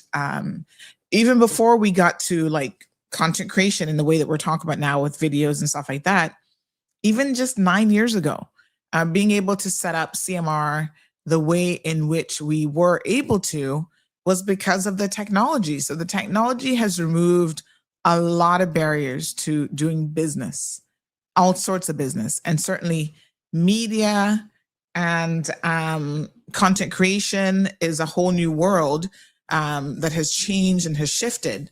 I told you guys I'm doing this journalism course. I'm often still a little bit surprised that a lot of the journalism is still focused on just the writing, which I get it. I get that that's a fundamental skill, but I'm sitting here going, in today's world, journalists are going out there with their phones and capturing the news and everything as and when it's happening on location. doing live interviews and all that kind of stuff. Like I've been looking for tools to make my live interviewing where I can just go out the streets and interview people and pipe it through live, and the audio is good, the video is good, and more the tools are becoming easier to get, cheaper to get, more available. And so that is, folks, where it's at, how elections are covered. Like we had 24, I wouldn't say 24/7, but we had, throughout the entire election night counting, we had election coverage. We had candidates coming on. We were, tapping into the polling stations, the locations, what's going on at the count. And I never left where I physically am now. Well, I went in the kitchen to get a snack. I went on the porch to make sure Miss Mary had a tea and some cookies because she was here sitting down as one of her guests, not in front of a computer per se, but we had the iPad and everything set up to bring her into the studio. That's where we're at. And so the world around us is changing. Obviously, I'm more familiar with this particular industry because this is the industry that I'm in. But you have to be willing to embrace the changes and not fight against it because, they're here to stay. Good morning, caller. Good morning, Sandy. Morning, dear. I am going to bring an issue to you. I don't know if it's something that has been spoken about already, okay, but I haven't heard anything. Okay. I have noticed that a lot of our coconut trees is being affected by something that looks like a whitefly, and I mean it's widespread. It's also on the fruits, and I noticed that even the local almond trees, it's on it now. I mean, it is. I have noticed a lot of coconut trees. If you look at the leaves, they just get black and they are dropping down.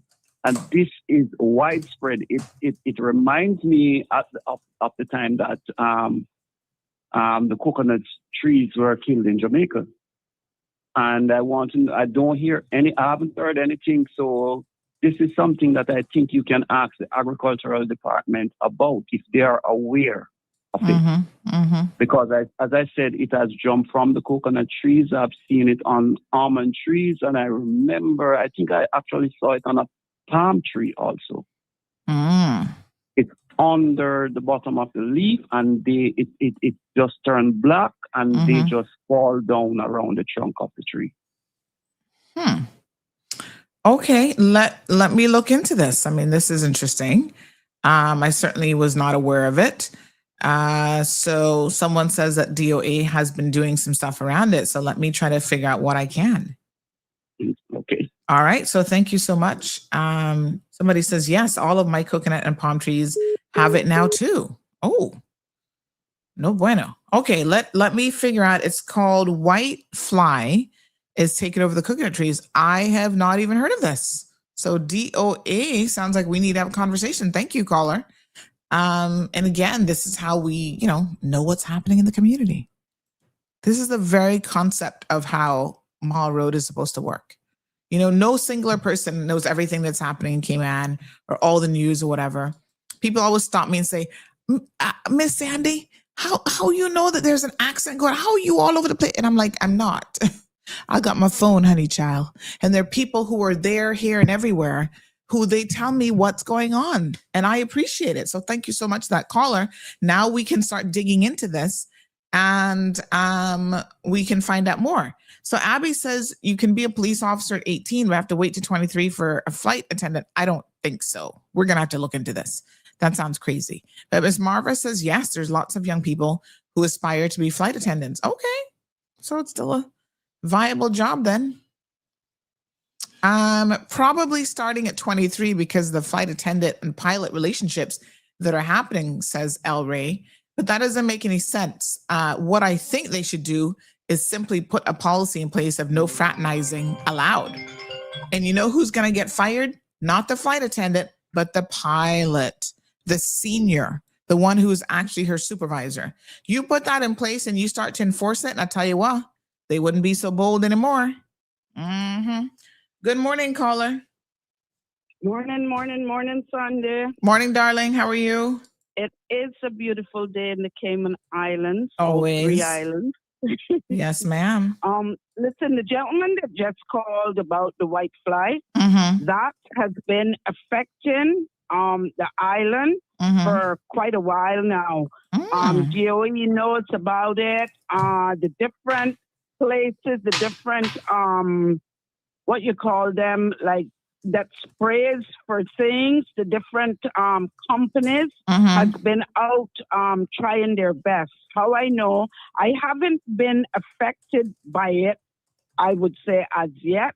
I'm in Prospect, but my sister is in Newlands, and her health was affected by it, and her dog was affected by it.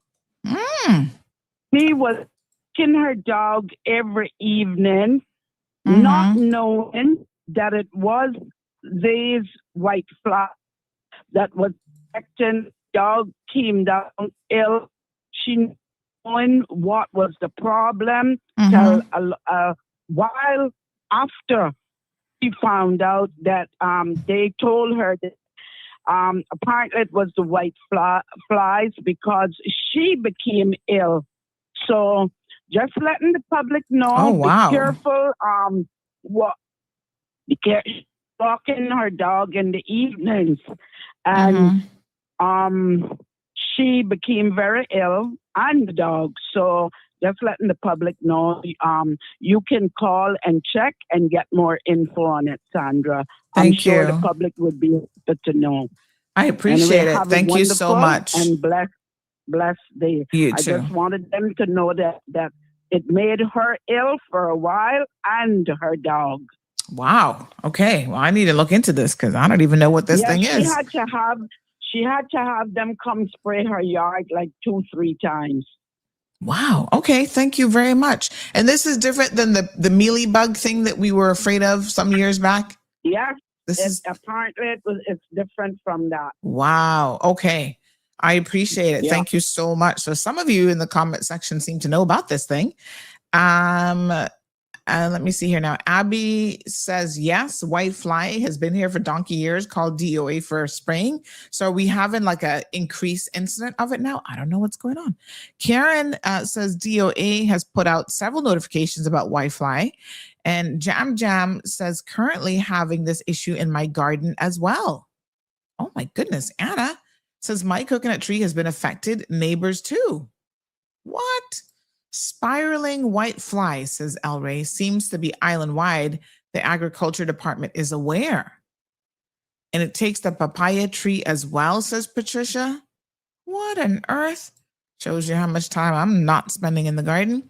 But I've noticed some stuff, but my mangoes get like, they turn like black. And I don't know what that is. Is that like how they... I don't know what that is. I don't know if that's like a fungus or what that is. Oh, I need to talk to the Department of Agriculture. Lilith says, yes, there's a widespread of the spiral white fly that is affecting all types of plants, fruits, and flowers. DOE is spraying areas that are affected. Persons just need to reach out to them. All right. So I tell you what, I'm totally clueless here. I will reach out. I think that falls under Plahi in terms of ministries. So I will reach out and see what I can find out, and perhaps we need to have them on the program to answer some questions or do a little miniature interview to see what is what. All right. So another assignment. I'm going to put in my AI tool. I forgot to tell you guys I have an AI assistant now.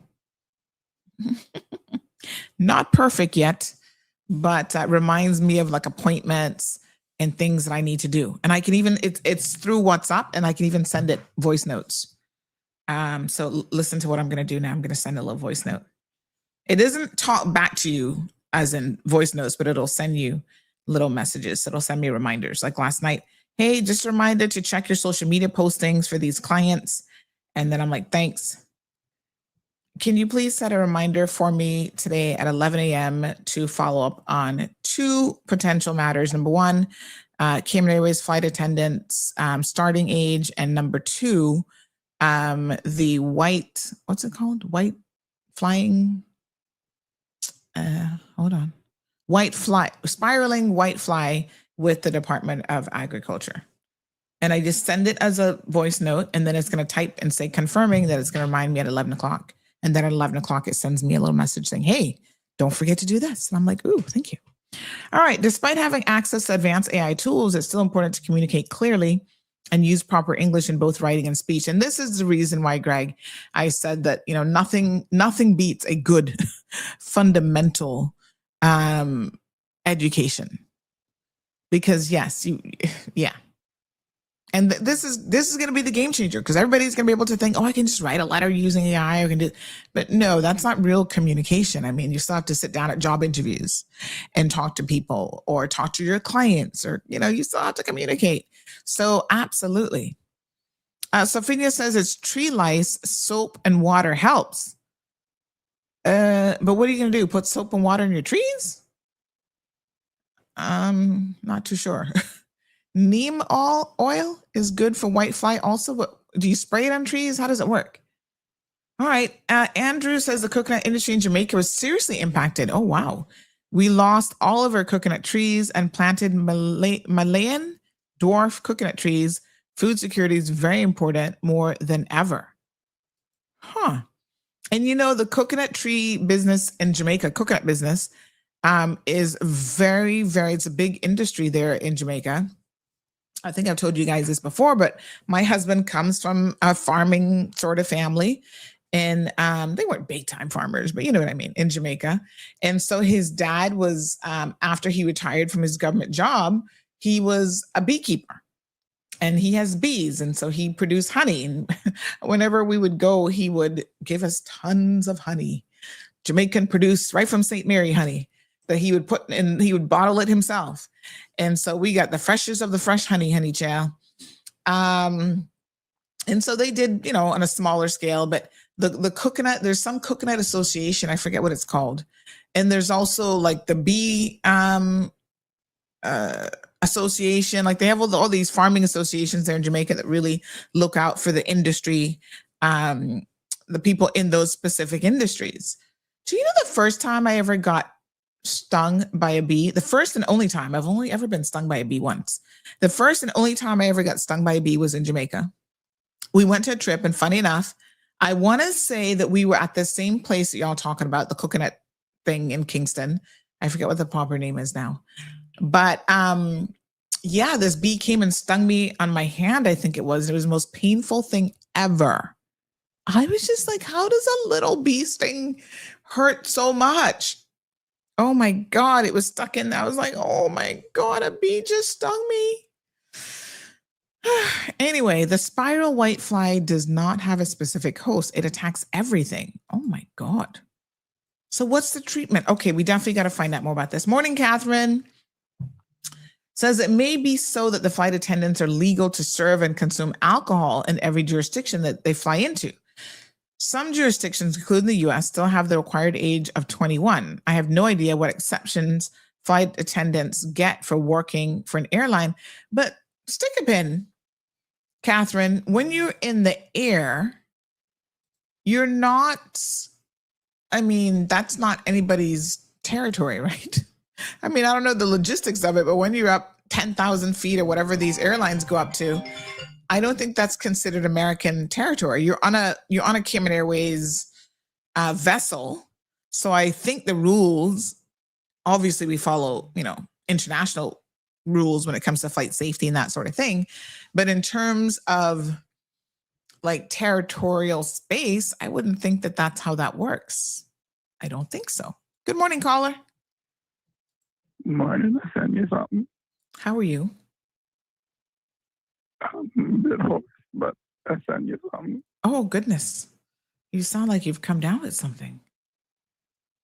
Recovering. You're recovering. Oh, my goodness. I sent you something. You sent me something. Oh, okay. Let me see which phone you sent it to. The show phone or another phone? This number or the other number? I think it's the other number. Okay. All right. Let me have a look. Mm-hmm.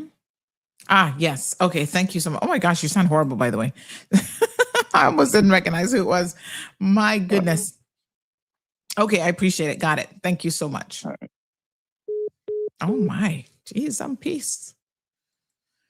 Hoping that you feel better soon. That requires some honey and just resting your voice. Oh wow.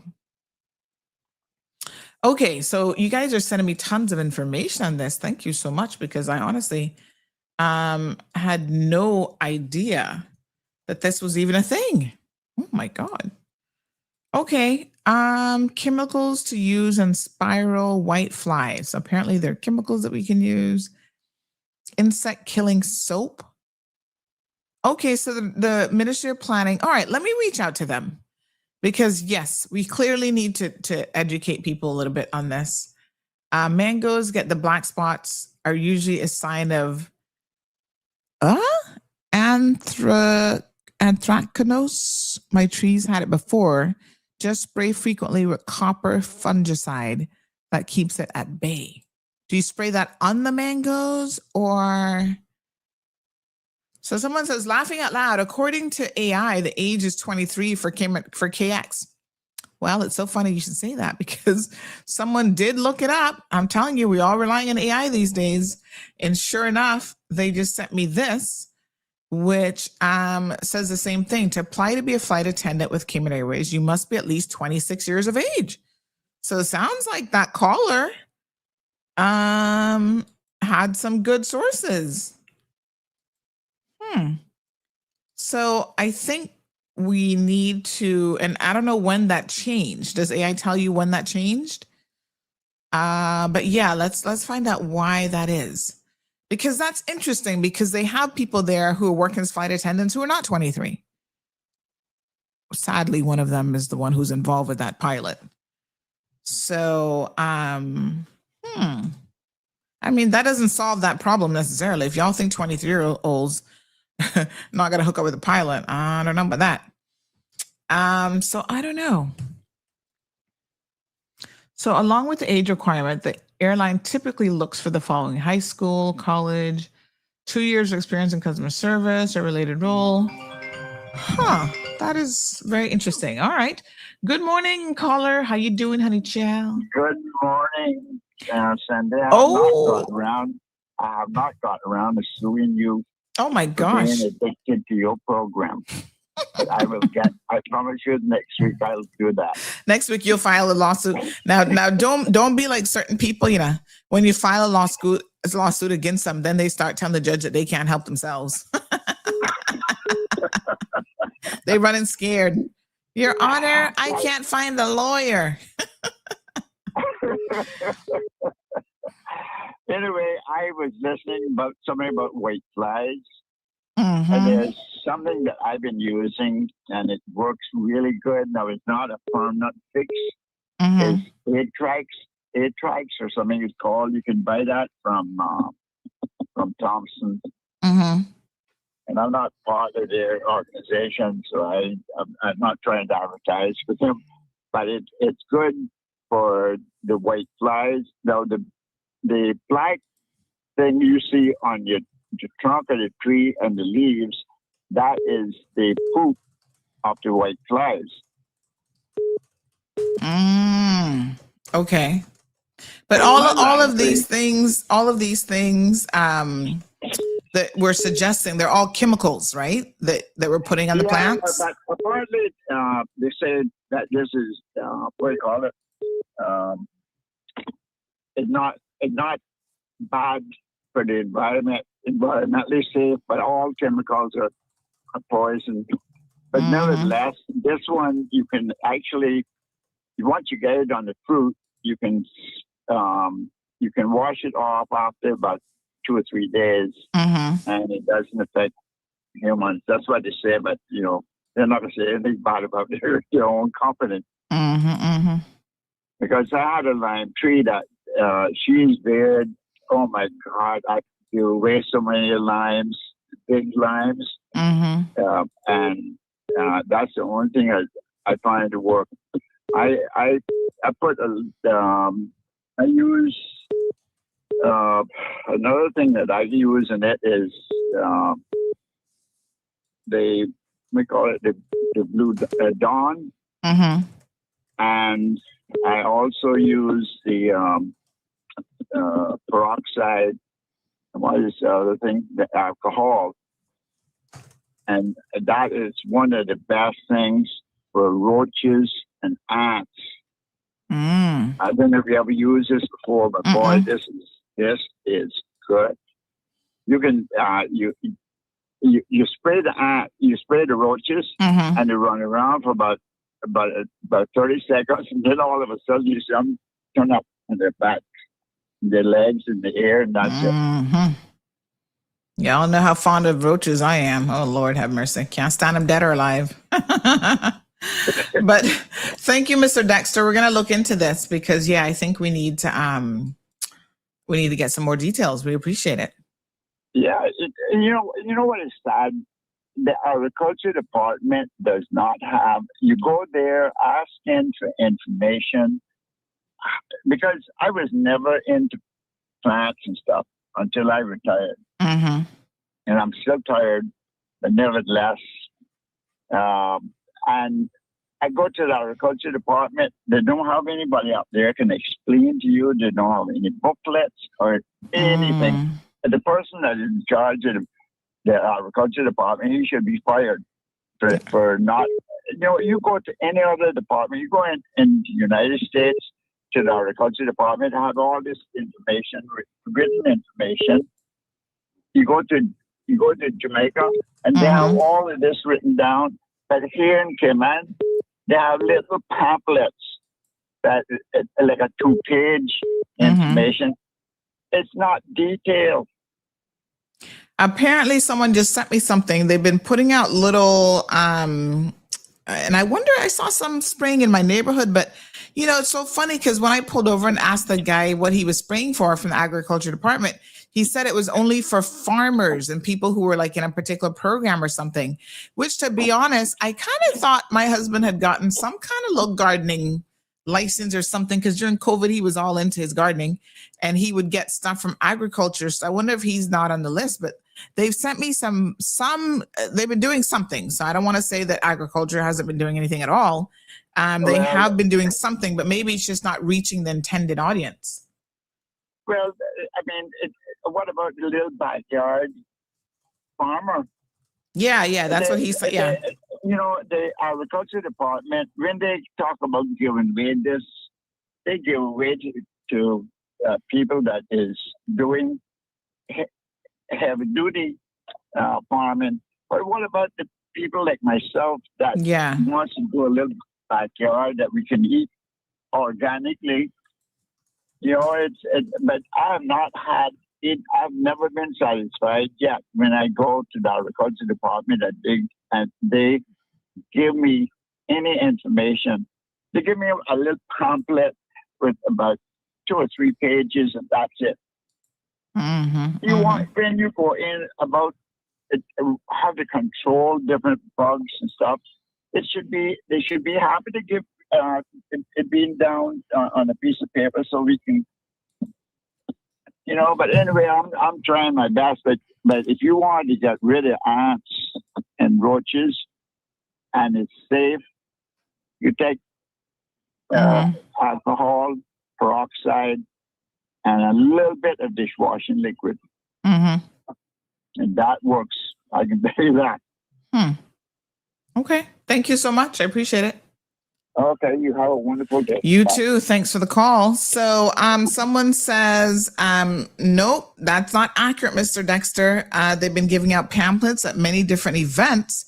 Most of the events I've been to, they've been there too, like in Little Cayman at the agriculture show.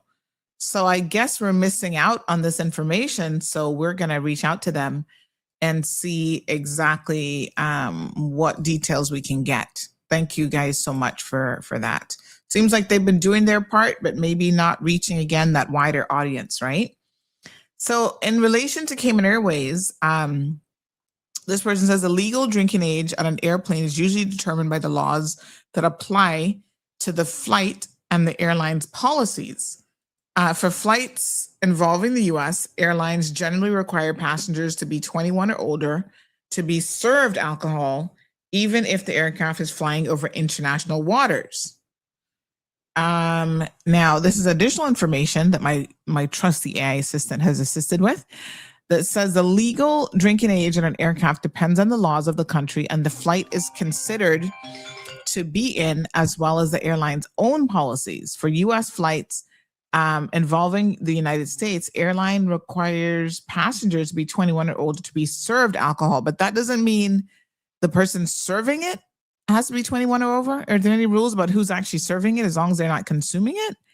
Even if the aircraft is flying over international waters, U.S. law still applies on flights departing from, arriving in, or operated by U.S. airlines. Okay, interesting. And then airline policies, airlines may have stricter policies. Always have a valid ID if you plan to drink. Well, this is about the crew. So this isn't about the passengers drinking. This is really about the crew. And I don't know if there's any age restrictions on who the crew can be in terms of serving alcohol. Interesting. Good morning, caller. Welcome to the program.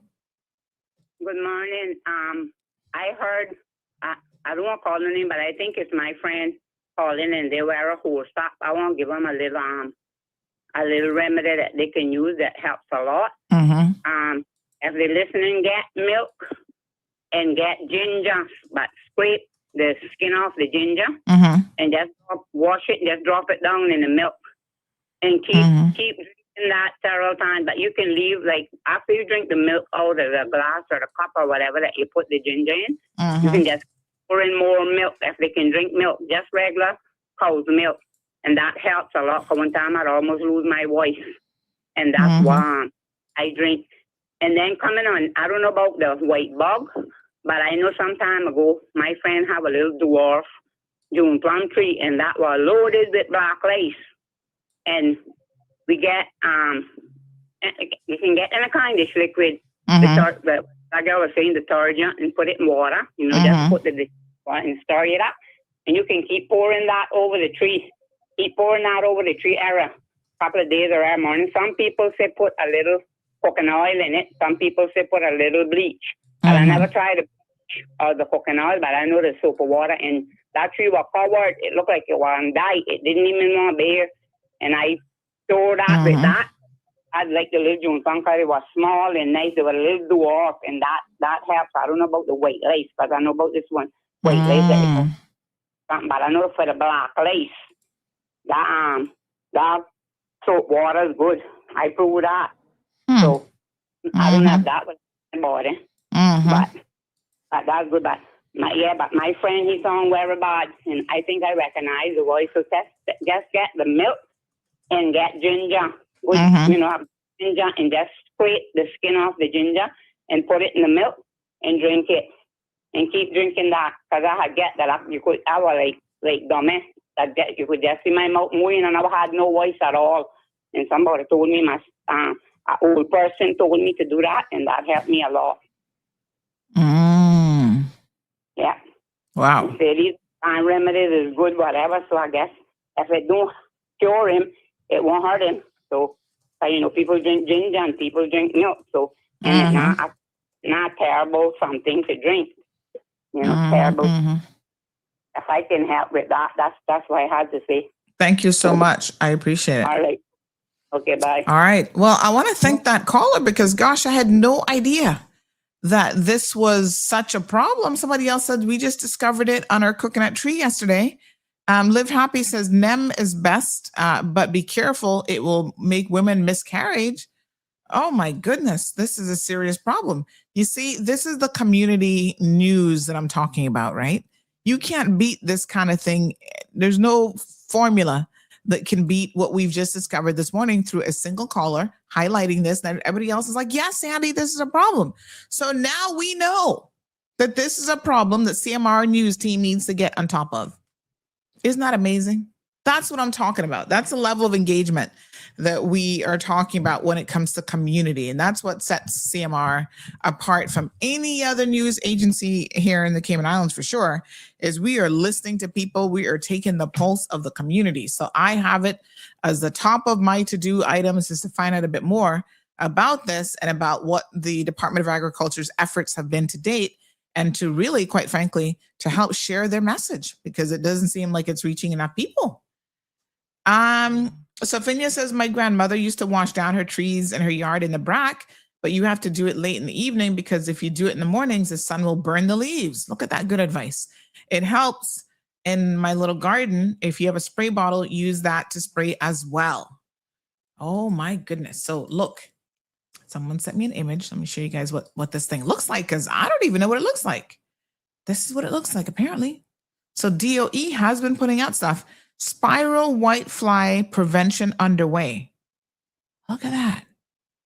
Whoa. Okay. All right. So this someday this week, we're going to see if we can't do a spiral whitefly show. Wow. Is it harmful if you touch them? Oh my goodness. So crazy. All right, honey child. DOE will send you the list of sprays to use. We have the same issue in our mango trees, and we're using a company called Mosquito Solutions Pest Control. We have found their solutions good so far. Okay, I gotta take down their information. Hold on. This is all very, very good. Thank you. Thank you. They're spraying. They went to Savannah. You have to send them an email to be placed on the waiting list. And then Mosquito Solutions can come and spray your plants for free. Okay. Thank you so much. Lavana says, Sandy, call KX and ask them, just saying. I don't, who are we calling? I mean, I think we know that it's 23, but the why question, I'm not so sure that you can just call any and everybody and they would know that. I don't think. We'll get to the bottom of that, because clearly there seems to be there seems to have been some sort of a policy change. So someone, yes, we found it in our coconut tree yesterday. Oh my goodness. Okay. All right. Let me see here now.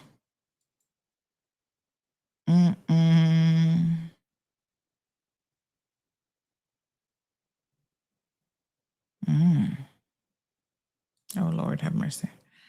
Okay, use systemic insecticides for larger persistent palms, soil drenches.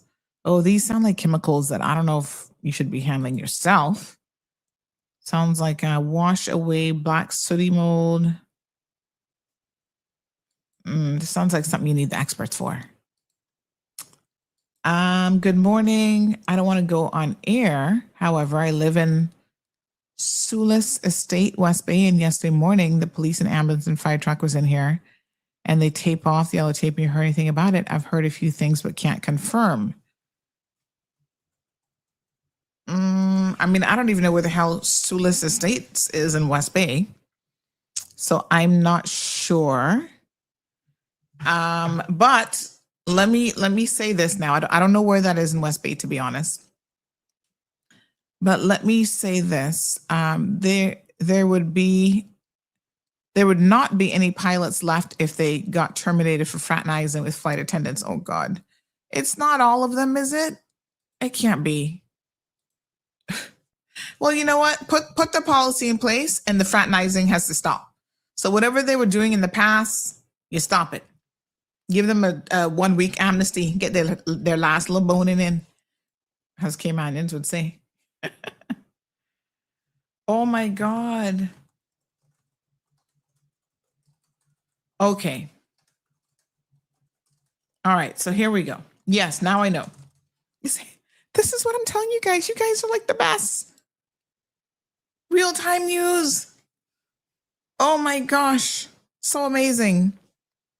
Now I know what happened. Okay. I'm going to talk about this one. I wasn't going to talk about it, but I'm going to talk about it now. You've asked the question, and now that somebody's answered the question, we can kind of put it together. Okay. So I don't have all the details on this, but I'm going to tell you what we do know. All right. So yes, we now know. So Apparently, a CIS teacher has tragically passed away. I don't know, so I can't tell you this.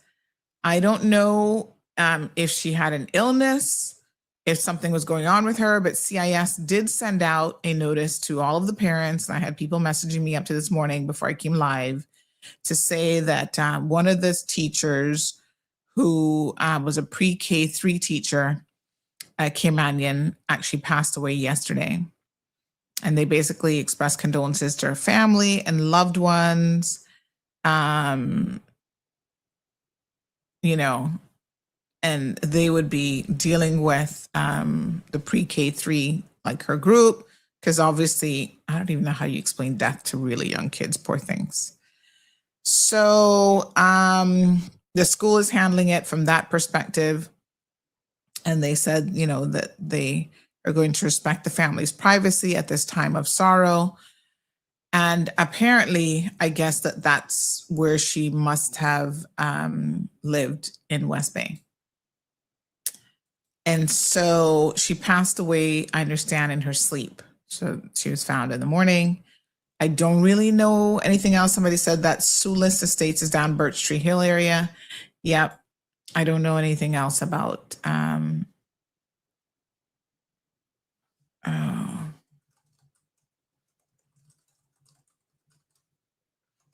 yeah, so I'm sure as the days go on, probably by tomorrow, we will hear a little bit more, but our condolences to her family. She looks young, I mean, but child, age does not mean anything anymore, can I tell you? So sad. So yeah, very sad. My goodness. Yeah, I didn't know her. And so I had to go look on the pictures on Facebook. And I was like, oh, she's so pretty. Very, very sad. I don't know. And the thing is, sometimes people are silently dealing with situations like illnesses and stuff like that, and you just don't know. It says that she, according to her Facebook, that she was a pre-K teacher. She was a teacher there at CIS for almost 10 years, for 9 years and 9 months. Wow. So sad.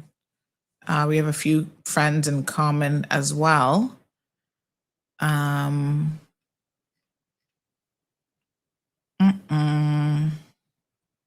Is she originally from Canada? It says here she went to University of Ottawa, or I'm not sure. University of College of the Cayman Islands, College of the Bahamas, Buckingham Christian Academy.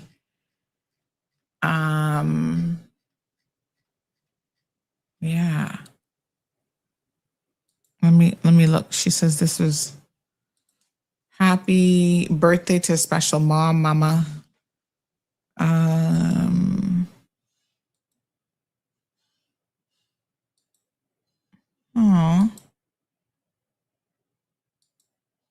Oh my goodness.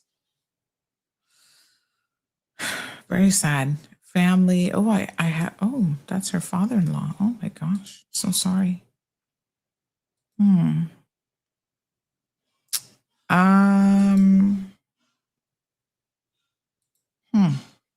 Yeah, so that's pretty much all I know. But I'm sure people will tell me more. Sorry, as we go along. Yeah. So sad. All right, so I guess that's what that was. Yeah. Incredibly sad. Okay. Condolences, yes, to her family. Get DOA to come and spray. Remember, you have a puppy that goes outside. Yes. Oh my gosh. You have to be careful with the spraying with animals, especially small dogs when they're in the yard. Even when I get Department of, who does the rat stuff? That's the Department of Environmental Health.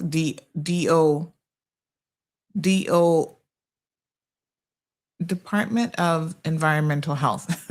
DOEH.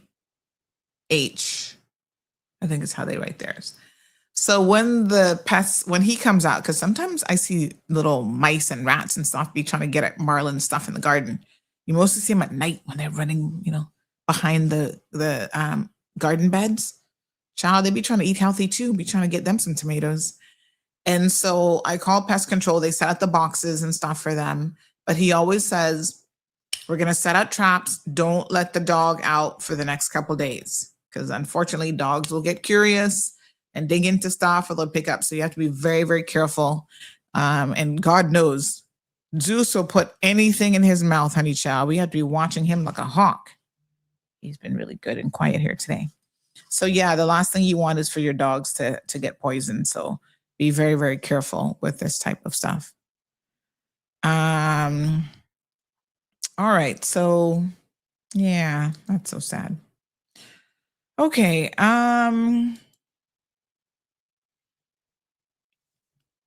Oh, good. What? No way. This cat, I was able to get in touch with the owner. They lost him 8 years ago and have since moved to the UK. Apparently, they had flyers all over the island and oh my gosh, a cat has been missing for 8 years and he's still around? Okay, so they're looking for... That's crazy. Oh my gosh, the cat has been... Oh my gosh. DEH, Department of Environmental Health. My apologies. I always have to think about what their short names are.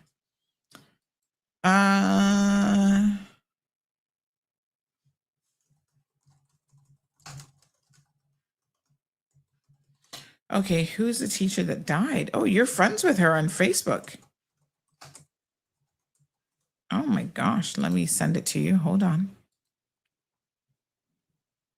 Mm-hmm. Mm-hmm.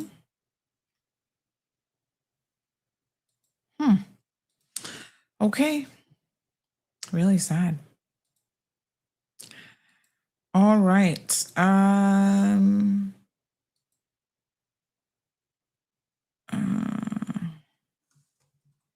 Oh, she has a little girl. Oh no.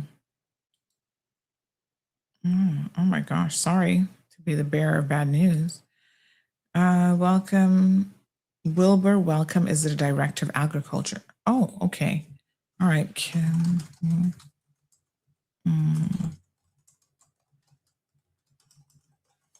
Okay, let's get him on the show.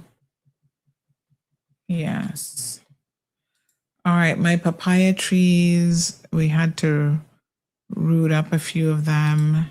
Oh my gosh. Is it this thing that's killing them as well? Oh, we need to get some details. It is true about the white flies. Whenever you want, you can call me and arrange to come and look at my coconut trees. Oh my goodness. Okay. Yeah, this sounds like quite a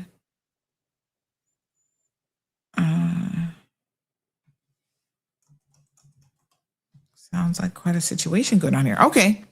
All right, so we got some homework that we need to be doing. Thank you guys so much. Real Dude says cats are smarter than dogs. Only a cat person would say that. And are real survivors, even if they have to exploit people by pretending to like them. Lord have mercy. I don't know that cats think of it as exploitations. Marshall says, remember, a cat has 9 lives. Anthony says, one can realistically identify a cat. Oh my goodness, sorry. How can someone realistically identify a cat that's missing 8 years ago? Well, I'll tell you, because he actually had a tag. That's why you must put the chips in and tag yours. So they actually have a microchip in the cat. That's how they know. And his name, hold on, let me tell you what his name was. The new owner might want to change it. So they actually had him scanned, which I knew, but I didn't put his name out there. And his name was Gingerbread Baxon. Only an English person would come up with such a name. Gingerbread Baxon. Yeah, so he was microchipped. So Gingerbread Baxon has been found 8 years later. That is so wild. All right, we got to get on the white fly situation. We'll get on that today. I'll make some phone calls. And okay, wonderful. All right, so what do we have going on this week? I wanted to talk a little bit about the power outage in Jamaica, but Cayman news and Cayman stuff first. All I can say is that was a hot mess. The whole country was out of power on Friday night going into Saturday. I called my mother-in-law, and poor her, she didn't even know what was going on. She was already in bed. She knew there was a power outage, but she said she thought it was localized, like maybe somebody ran into a light pole, like probably happens a lot there, just like it happens here. So she did not realize it was island-wide. So she said, imagine, Ma Road is calling to tell me what's going on in Jamaica. I had to laugh. I was like, yeah. What a mess. I think the government was obviously not happy with it. And they evidently are looking into the cause, what happened, trying to ensure, I guess, it doesn't happen. An island-wide outage in Jamaica is like a big deal. 3 million people without power is a pretty big deal. So, yeah, we'll keep you guys updated. Renee is following that story. So we will certainly let you know. Mm-hmm. Oh, look at Monique. I like your picture there, Monique. That's so cute. Rocking your curls. Monique McLaughlin's birthday was yesterday. Happy birthday to Monique. Shadden McLaughlin's birthday was yesterday as well. Happy birthday to Shadden. And it's so funny because I had a dream about certain people last night. Sometimes me dreaming about you is not a good thing. Depends on the dream. But I had Miss Sharon Smith in my dream. It was something with a party, and she was inviting me. Irma Arch was in the dream. And Alric Lindsay was also prominently featured in my dream. Then I woke up this morning to discover on Messenger that apparently today is Alric's birthday, I think. Hold on, let me double check. I think I saw it in the, was it Washington, Windsor Park? Yes, it's his birthday. So take a look at that. Isn't that weird that I would dream about him on his birthday? Random and weird, because I can tell you he's not someone that I would ordinarily dream about. Okay, you guys ready for a little FAFO moment on a Monday? Someone trying to pull a fast one and good Caymanian people trying to, take hard-earned money from people. All right, let's make a phone call. Bear with me. Okay, so let me just,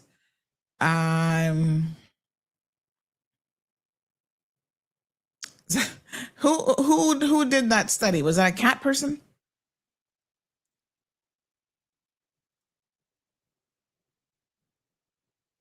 Oh, I don't know if he's going to answer the phone. Okay, let's see. It says here he's at work.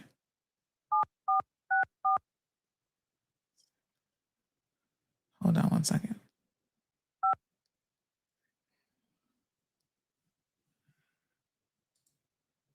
Oh, hold on. Let me do one more investigative thing.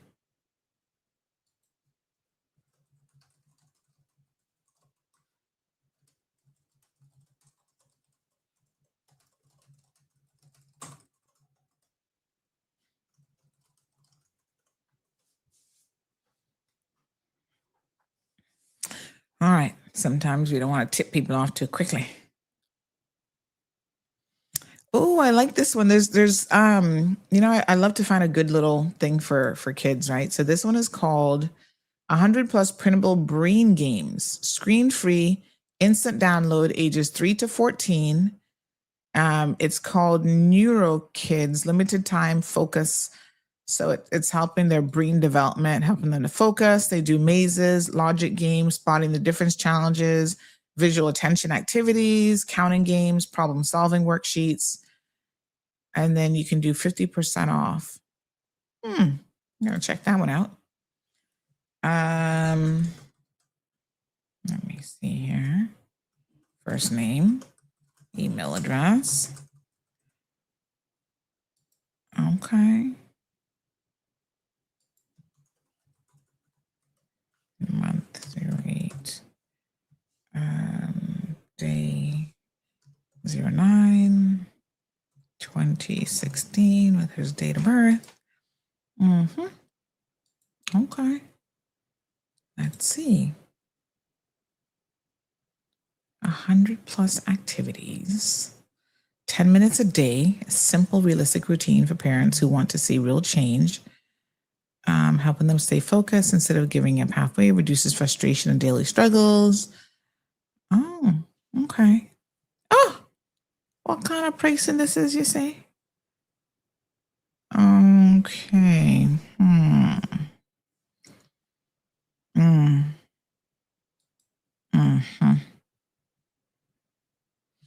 All right. I don't know that this person's going to answer, but let's try.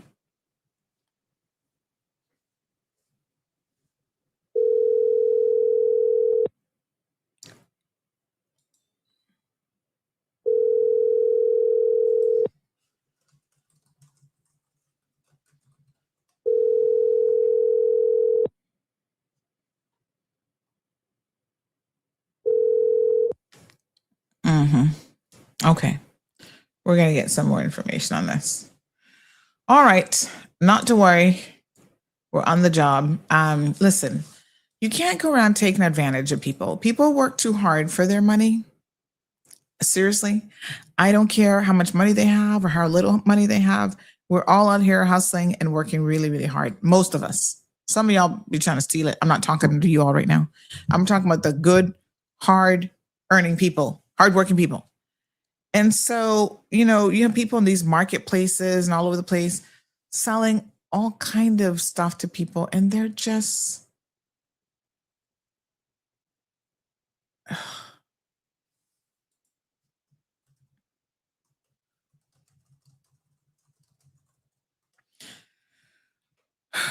they just up to no good. And it's unfortunate. Anyway, we're trying to help someone with a situation, so we're gonna see how best we can assist with them getting their money back. All right, beautiful people. I think that is all I have for you.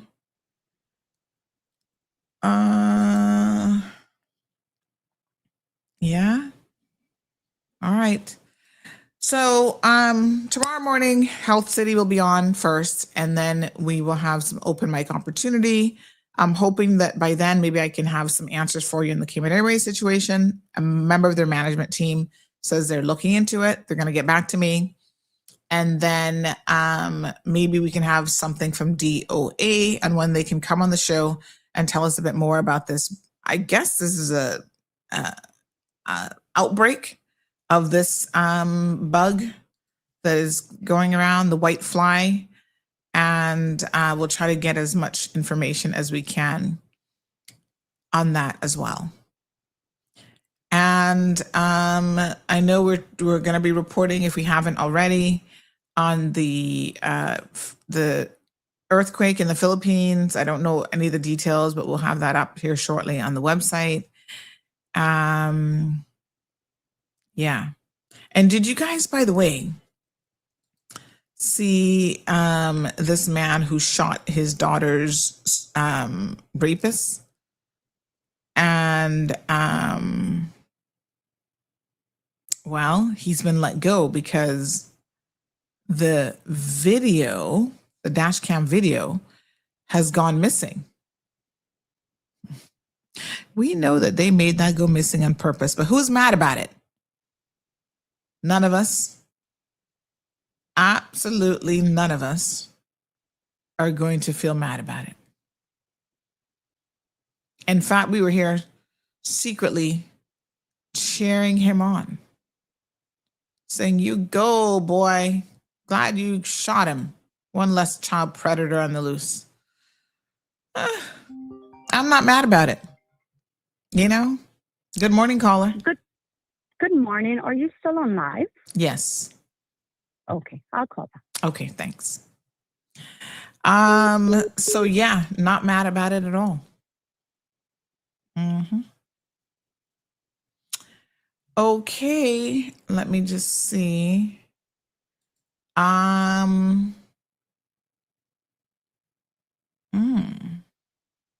Oh gosh.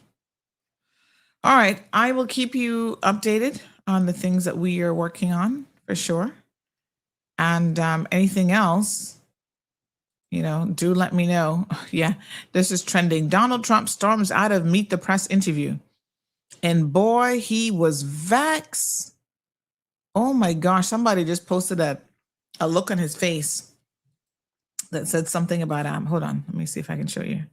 He was mad as he could be. Look at this. Look at how angry. The face of an abuser when confronted by a female. Damn. Not gonna lie, he is pissed off. That scrawl in his face. I'm like, whoa. Rein it in, Mr. Orange Man. Rein it in. Wow. I don't think he likes women very much, except probably for sexual objects. What a hot mess. So that's trending with Donald Trump today. That happened yesterday. Pretty wild. You got to see the video of it too. He just lost it. You guys are all liars, and I did well, and conspiracy, and it's just like, dude, relax yourself.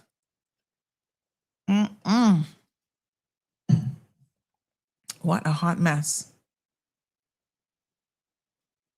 Oh. Okie dokie.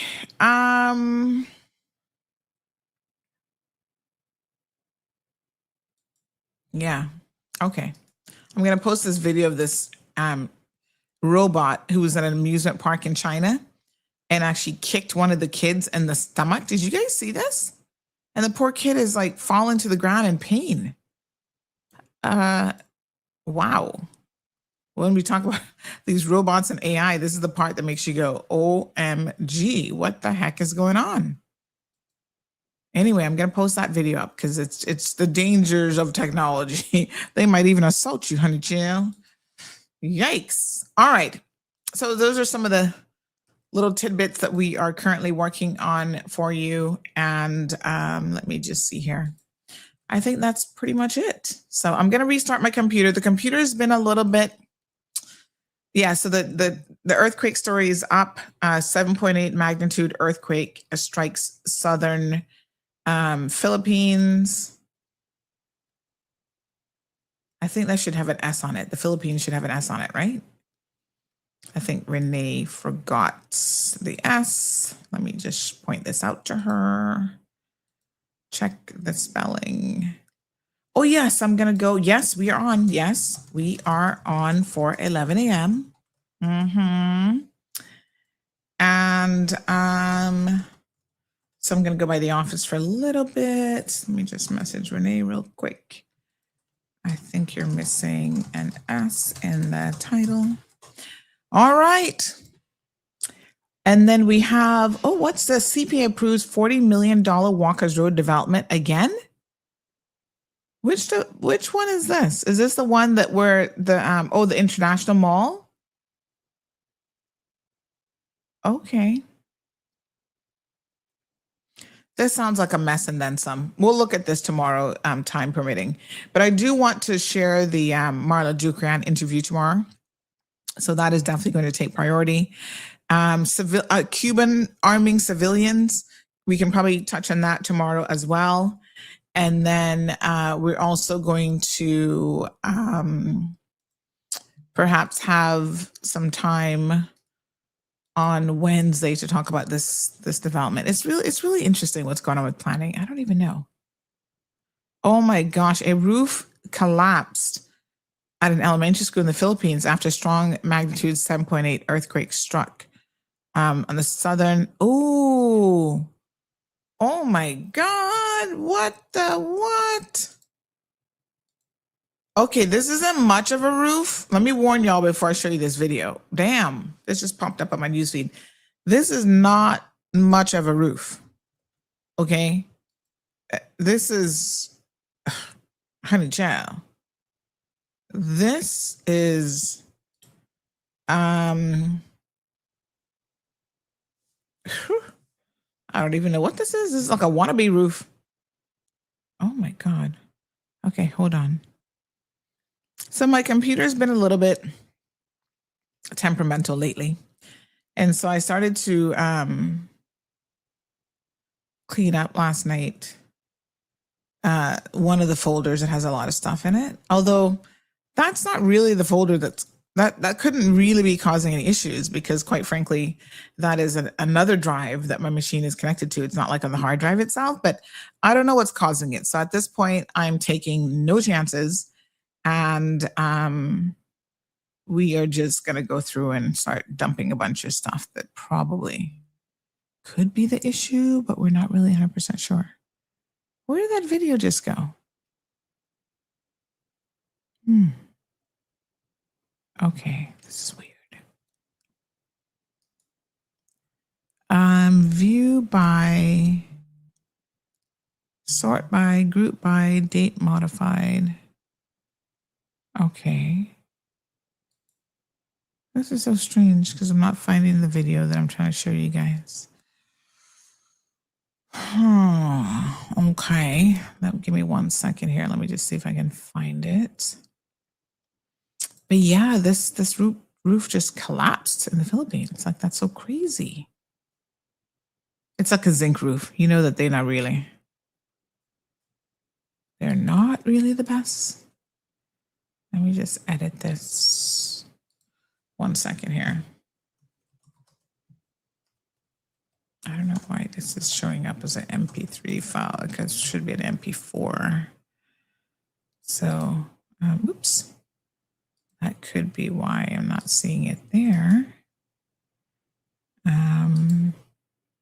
So let me just change the file extension. Name. Yes, I want to change it. Oh, I know what happened. User error. That was my fault. Hold on. I actually downloaded it as an MP3 file. That's why. Hold on 1 second. So yeah, this roof just collapsed on these poor kids out of school. Oh my God. What the hell?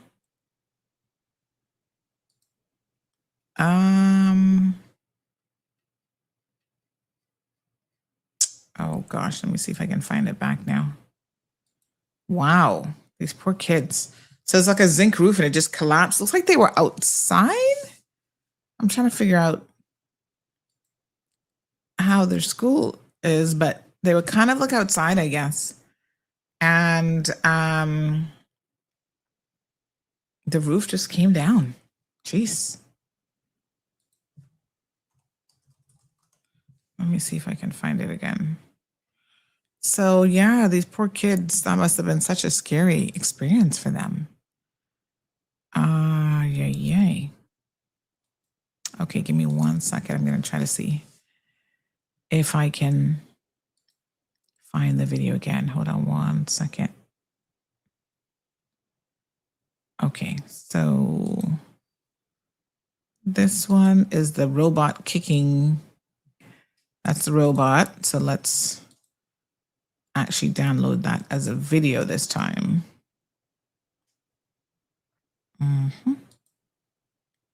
Okay, so we're going to download that one. And then the other one here now with the rooftop. Jeez, let me see. Yeah, so, oh my gosh, viewer discretion probably advised here if you're easily triggered. But child, this is not the best put up roof. Those poor people. You can kind of see why the roof fell down. But these poor children must have been so scared. Poor little things. I hope they're all okay. Oh my goodness.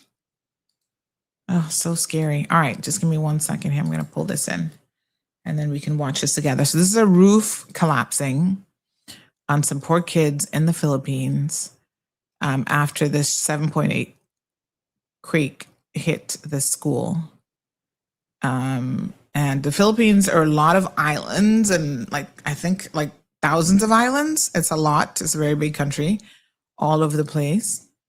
But have a look at this scary moment with these poor children. Bantay mo, anak. Bantay mo, diate.